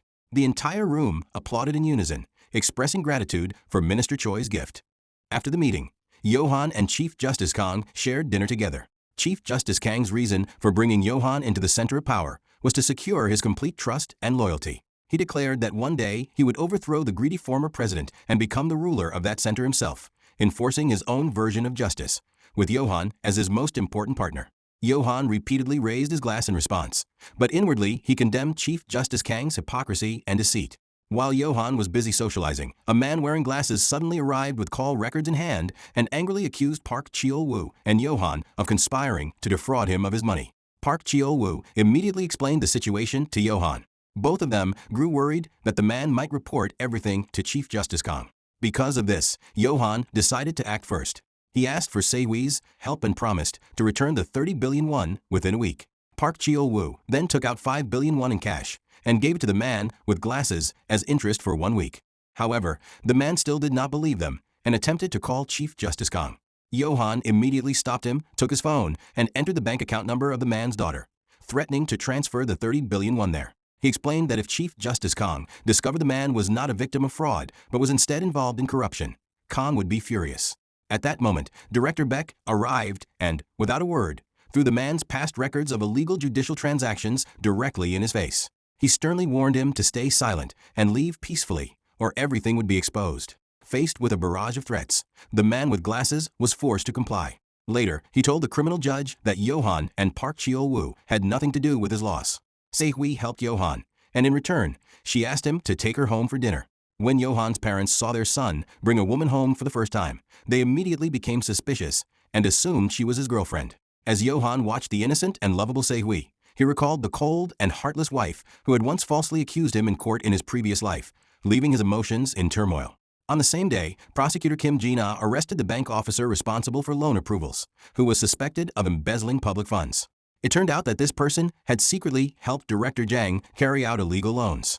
Upon learning this, Johan instructed Ji-na to use the officer to obtain evidence against Director Jang and arrest him immediately. Johan knew that in his previous life, this case had exposed more than 50 billion won in black money at Director Jang's bank. At that time, Director Jang's father, the chairman of ES Group, had hidden trillions of won in the same bank. Fearing that the prosecution might trace the evidence back to him, the chairman decided to sacrifice his son to protect himself. Before long, Ji-na offered the bank officer immunity from embezzlement charges in exchange for a favor. Soon after, the officer secretly handed over all documents related to Director Jang's illegal loans to Ji-na. Ji-na obtained the evidence and prepared for Director Jang's immediate arrest.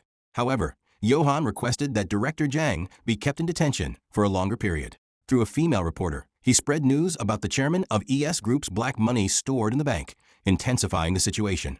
When the chairman learned of this, he was forced to confess and received a suspended sentence with the confiscation of 500 billion won in black money, although he still managed to retain much of his wealth. This time, Johan was determined not to let the Jang father and son escape so easily. Just as Johan expected, after Director Jang was arrested, his father panicked and immediately sought help from Chief Justice Kang. Chief Justice Kang advised him to sacrifice a small part to save the larger whole, warning that once the prosecution began a full investigation, even the 5 trillion won hidden in the bank would be lost. This would also deal a devastating blow to the group and cause them to lose the former president's trust. Chief Justice Kang demanded 100 billion won in exchange for a suspended sentence for the chairman's son. The judge assigned to handle the case was the young judge the chairman had met before, Johan. With no other option, the chairman accepted the condition. After returning home, the chairman angrily confronted his son, who had been temporarily released. He warned him that the prosecution would soon detain and indict him and told him to prepare himself. Enraged, the son believed that Ji-na was behind everything and decided to retaliate against her. Although Director Jang was prepared to take responsibility to protect his father, he asked for a 1-week delay. During that time, he planned to silence Ji-na. That night, Ji-na received an official order to detain and indict Director Jang and immediately informed Johan. However, Johan was still not satisfied. He believed the chairman's entire black money stash had to be exposed in order to trace the evidence back to Chief Justice Kang and the former president. Johan understood that bringing down the former president would be extremely dangerous, but he was ready to face it. He sought out his friends and clearly explained that his true target was the former president. He told them that anyone unwilling to face danger could withdraw at any time. However, his friends reacted strongly, and none of them agreed to leave. their blood boiled, fists clenched, all determined to make a bold move. Meanwhile, the former president remained completely unaware that Johann and his allies were secretly joining forces against him. He continued to exploit his clean public image and personally promoted a charity foundation. When the public saw the former president supposedly donating all his assets to the foundation for charity, many followed suit and donated as well. The foundation chairman happily reported to the former president that the number of donors had surged and that they had acquired another massive sum of funds. After hanging up, the chairman excitedly put his arms around his subordinates and led them to a bar to celebrate.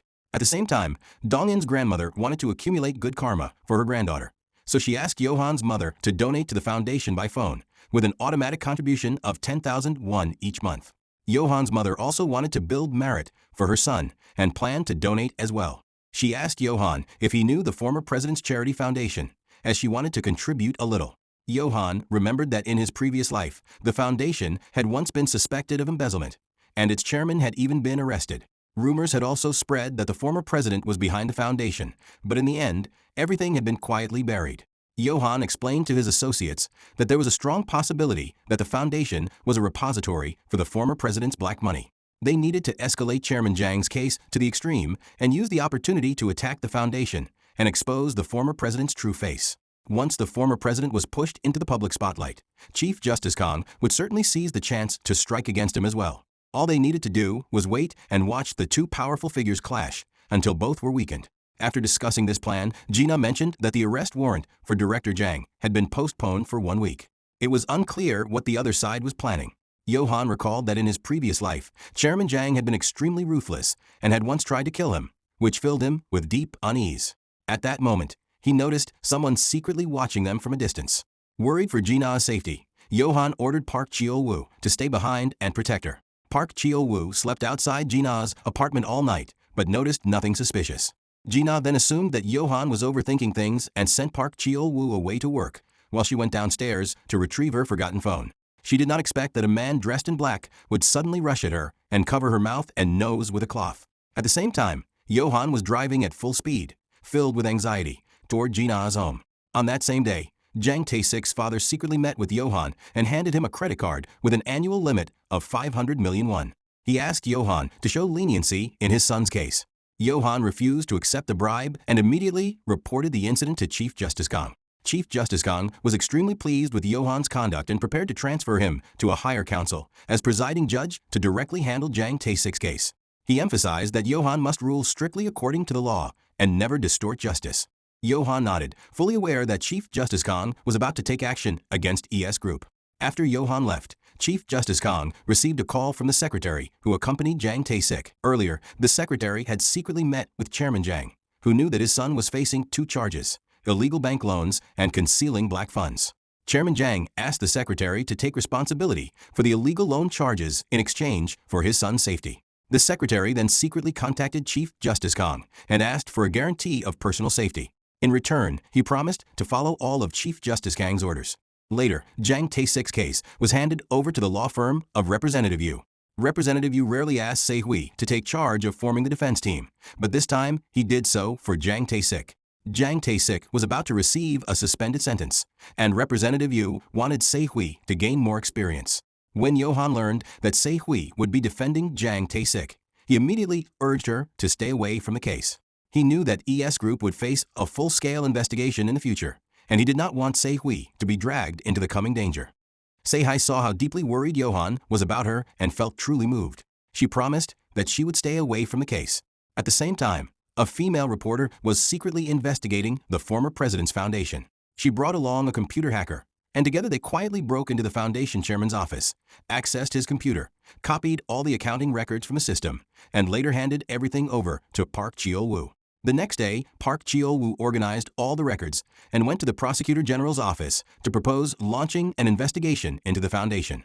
It was discovered that most of the foundation's funds were flowing into bank accounts registered under strangers' names.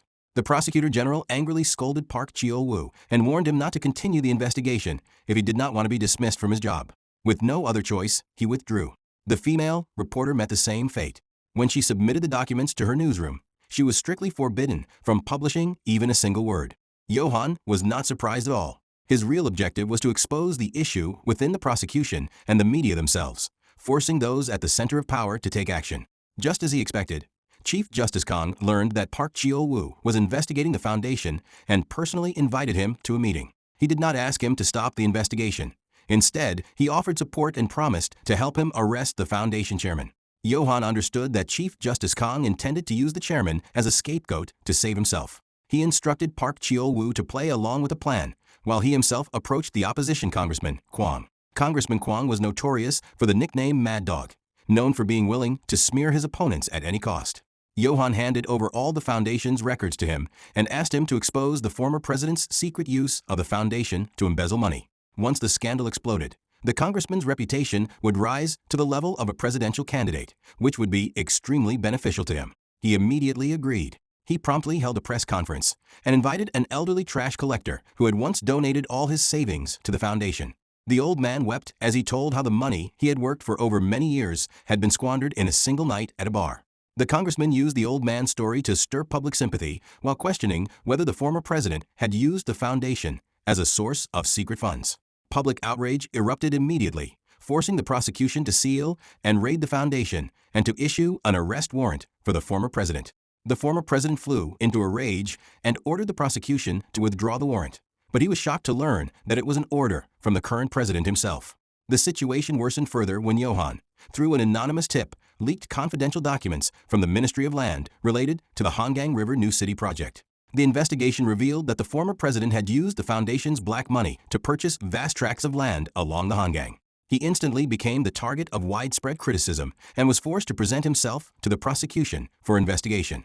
The former president arrived with arrogance and composure, entered the prosecutor general's office surrounded by investigators, and calmly sat down playing a mobile game. As the 24 hours were nearly up, he thought he would be allowed to leave, but he was stopped. The prosecution had already obtained solid evidence that he controlled the foundation's bank accounts registered under other people's names, and he was officially detained for investigation. While he was distracted by his phone, the female reporter had continuously investigated the accounts and discovered that their owners were either dead or missing. Park Chio-woo also obtained photos of the former president's driver withdrawing cash from those accounts. The former president was formally arrested. At the same time, Director Beck was promoted to Chief Justice of the Supreme Court. After Director Beck departed, Chief Justice Kang took over his position as head of the Sun Court.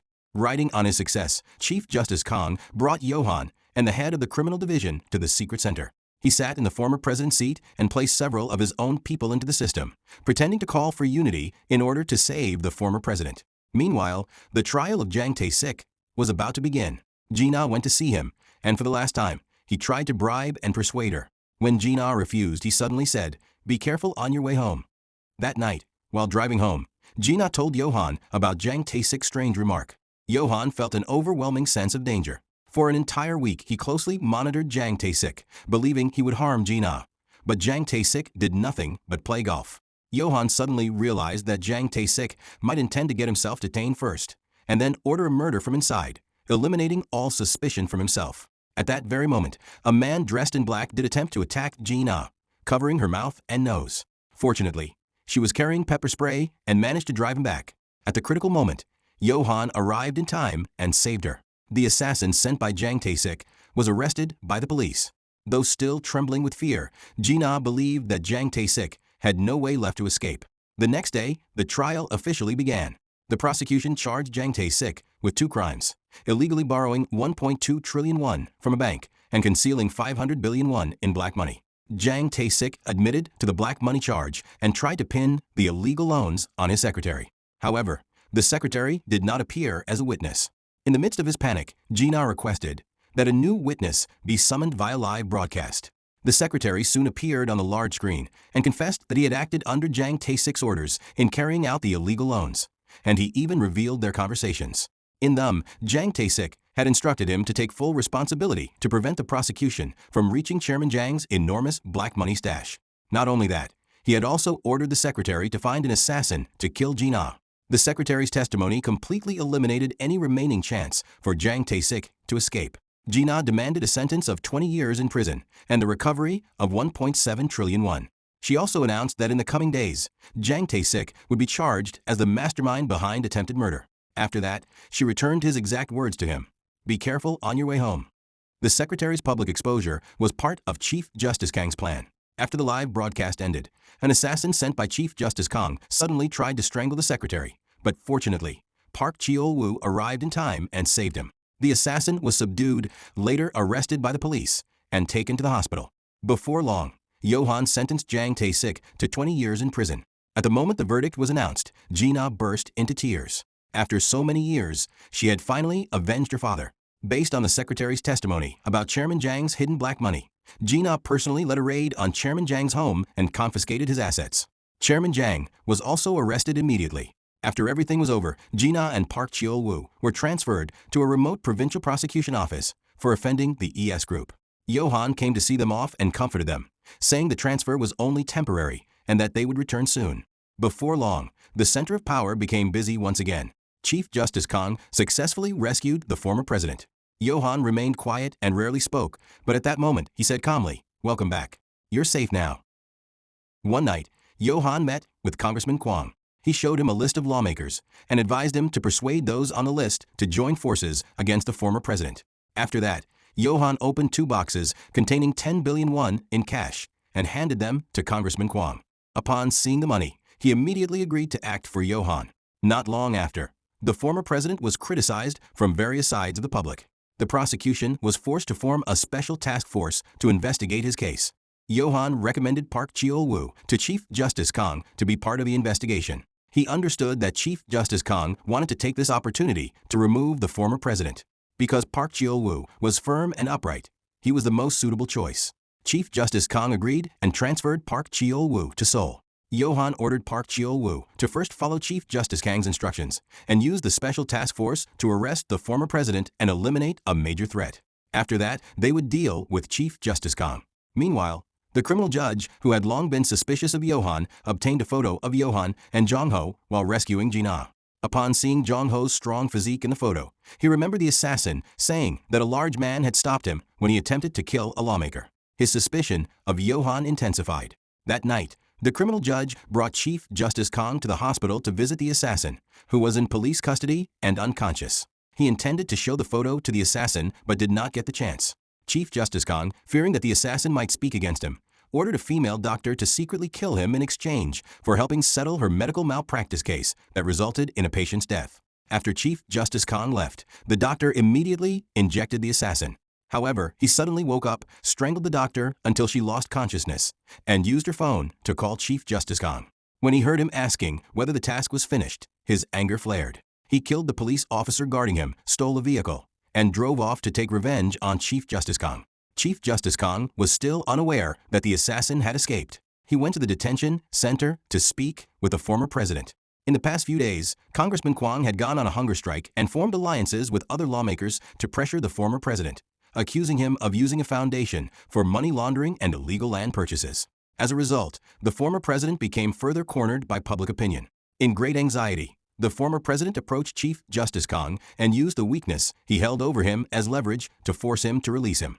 Chief Justice Kang's face darkened. That evening, he gathered everyone at the center and presented a plan to save the former president. The next day, while the special task force investigated the former president, he would use the excuse of unlawful detention to secure his release. As he spoke, he noticed the varied reactions of those present and sensed that some did not want the former president freed. The next day, the hearing officially began. At the same time, Chairman Jang and others invited Chief Justice Kong to dinner. The former president held their weaknesses, so they wanted to join forces with Chief Justice Kong to remove him and elevate him to a higher position. Chief Justice Kong agreed. After seeing them off, he bought a cake to greet the restaurant owner. But as soon as he entered, he found the assassin who had long been waiting. The criminal judge tried to calm the assassin, but he was immediately stabbed in the stomach and collapsed unconscious. After that, the assassin confronted Chief Justice Kong. Chief Justice Kong tried to remain calm and lied, implying that he thought the assassin would never wake up and that he had only done everything to prevent him from suffering further. At the same time, Chief Justice Kong threatened the assassin that if he killed him, no one would clean up the evidence, and he would face pursuit as a fugitive criminal. Because of this, the assassin was convinced and lowered his knife. He knelt before Chief Justice Kong and repeatedly apologized. Chief Justice Kong did not scold him and instead asked him to do something for him. Not long after, it was confirmed that the former president's detention was unlawful. He was released and returned. Everyone raised their glasses together to celebrate his return. After a toast, He went back to his office to rest. Meanwhile, the assassin hid in the darkness and quietly closed the door. In the conference room, the celebration and congratulations continued. At that moment, Chief Justice Kong was the one being congratulated by everyone because he had become the new center of power. He called Johan from the end of the table to join the celebration. At that moment, the assassin strangled the former president. The former president struggled, took a gun from the drawer, and shot the assassin, wounding him. He immediately fled in fear. But Johan had long been waiting at the door. Johan explained to the former president that he had nowhere left to run because Chief Justice Kong also held the secret of his black fund. He suggested they join forces. He would make the prison the new center of power so the former president could rebuild his cabinet there, and together they would take revenge on Chief Justice Kang's group. With no other choice, the former president got into Park Cheol-woo's vehicle and left. Inside the room, when everyone learned that the former president was missing, chaos erupted, and they all blamed Chief Justice Kong. Some said he wanted the former president killed, and a lawmaker used this to insist that he be held accountable. Chief Justice Kang's face remained cold as he immediately threatened the lawmaker that he would release a video of him assaulting his secretary. In anger, the lawmaker strangled Chief Justice Kong. In the midst of their struggle, Chief Justice Kong accidentally killed the lawmaker with a broken wine bottle. Upon seeing the corpse, everyone fled in fear. Chief Justice Kong was left alone, unable to believe that from the peak of power he had immediately fallen into the abyss. Before he could recover, the wounded assassin suddenly entered and collapsed dead beside him. When Johan arrived, he found Chief Justice Kong drinking alone. Chief Justice Kong threw the photo of Johan and Jong-ho and asked why he had betrayed him. Johan explained that everything he had done was for justice, and that he would not allow someone filled with dark ambition to control the judiciary, as it would bring disaster to South Korea. Chief Justice Kong tore the photo and asked Johan one last time whether he was willing to stand by his side to change the judicial system controlled by the powerful and the oligarchs. Johan refused, and they exchanged blows.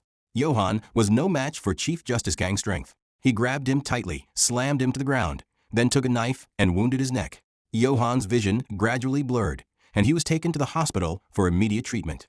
The next day, he woke up and the doctor explained that he was fortunate because only a vein in his neck had been hit, so he survived. After the doctor spoke, Se-hui suddenly arrived without notice. She approached and kissed Johan, apologizing because when they first met she had slapped him. Johan was extremely confused. After Se-hui left, the nurse asked if the bloodstained bandage should be thrown away. Johan noticed police vehicles arriving below and sensed danger. He immediately changed clothes and fled before he could be arrested. He realized that Se-hui might have taken the bandage. Later, a forensic officer secretly took blood from Johan's bandage and smeared it on the lawmaker's neck wound to make it appear that he was guilty. Johan immediately contacted Director Beck and explained that he had been warned and betrayed. Director Beck informed him that according to the police report, Chief Justice Kong had killed the lawmaker, and the criminal judge had died in a robbery incident. Johan realized that Chief Justice Kong wanted to implicate him as an accomplice to the murder, so he decided to capture him himself. Meanwhile, Chief Justice Kong learned from Representative Yu that Johan had escaped. He felt slight regret, but immediately prepared the money given by Representative Yu for his escape. Before leaving, he asked Representative Yu to arrange his meeting with the former president. When Se-hui learned that Johan was being accused as an accomplice in the murder, she could not stop crying. Representative Yu had previously advised her to follow Chief Justice Kang's orders and frame Johan because many of their law firm's cases depended on his assistance. If they did not comply, their company would collapse. Not long after, Chief Justice Kong called Johan and reminded him that he needed to find him before the police did in order to clear his name. Johan was ready to finish the fight. Meanwhile, the former president began providing information to the prosecution about cabinet members and all their crimes. But Chief Justice Kong also did not remain silent. He gathered the members at a small restaurant, presented evidence against each of them, and ordered them to help him return to his former position. Otherwise, he would hand over all the documents to the prosecution. After the intimidation, he went to the detention center to speak with the former president. He promised to help him return to power in exchange for the secret account of the Black Fund. The former president did not immediately believe him and wanted to drive him away, but Chief Justice Kong revealed that he still held a more important trump card, the detailed records of the current president's illegal political funding, which had previously been given to him by Judge Ong. The former president began to hesitate and gave Chief Justice Kong 30 billion won from the secret fund. Unexpectedly, after Chief Justice Kong left, the former president immediately contacted Johan and revealed that Chief Justice Kong planned to use the current president to return to the cabinet. The former president knew that Chief Justice Kong was only deceiving him, so he deliberately provided a fund account under someone else's name. When Johan learned that the former president intended to pass the full responsibility for the secret fund to Chief Justice Kong, he decided to take advantage of the situation to completely bring him down. Not long after, Chief Justice Kong, suspected of involvement in murder, calmly appeared at the prosecution office to undergo investigation. There, he blamed Johan for the killing of a lawmaker. All the cabinet members also testified simultaneously that Johan was the real culprit. During the investigation, Chief Justice Kong secretly glanced at his watch as if waiting for something. On the other side, after eating, the former president was suddenly struck by severe pain, went into convulsions, and died. Chief Justice Kong left the prosecution office unharmed, but Johan would not allow him to succeed. Johan went to the female doctor and offered to help reduce her charges in exchange for admitting that she had refused Chief Justice Kang's order to kill. Soon after, Chief Justice Kang's crimes were exposed, ordering murder illegally using an enormous secret fund, and being the true owner of the fund established by the former president. From then on, he became the center of intense criticism. After the former president died, Park Cheol-woo found a talisman inside his cell and gave it to Johan. On the back was a drawing of a porcelain vase, and Johan immediately remembered something. That night, he went to the former president's office and found a USB hidden beneath a vase identical to the one in the drawing. Inside it was all the evidence against the cabinet members. Park Cheol-woo handed the USB to the prosecution, and everyone on the list was immediately arrested. Many powerful political and business figures fell, and more than 50 judges were suspected of involvement in secret judicial transactions. The cabinet was purged in an instant, leaving Chief Justice Kong with nothing to use to regain power. However, he still did not give up. He told Johan that he still held evidence against the current president and would soon return to his former position. After the call, Johan felt suspicious. Previously, Chief Justice Kong had asked him to find him, but now he claimed he would return to power. Johan realized he might be planning to escape. He immediately ordered Jong-ho to inquire with syndicates that smuggled people out of the country. They discovered there was an escape plan in Incheon that night. That evening, Chief Justice Kong boarded a boat in Incheon and handed the money to the intermediary. However, the intermediary betrayed him and planned to kill him to seize the money. His men surrounded him, but Johan and Jong-ho arrived and drove them away. Shortly after, Gina arrived and arrested Chief Justice Kong. After the arrest, the prosecution raided Representative Yu's law firm and arrested his family under the leadership of Park Cheol-woo. In deep remorse, Se-hui voluntarily approached Gina and confessed that she had followed her father's orders to frame Johan. Because of her testimony, Johan's name was cleared. The trial against Chief Justice Kong officially began. Wearing his robe, Johan presided over the hearing. Gina presented all the evidence: murder, ordering 5 murders, manipulation of judicial transactions, and other grave crimes.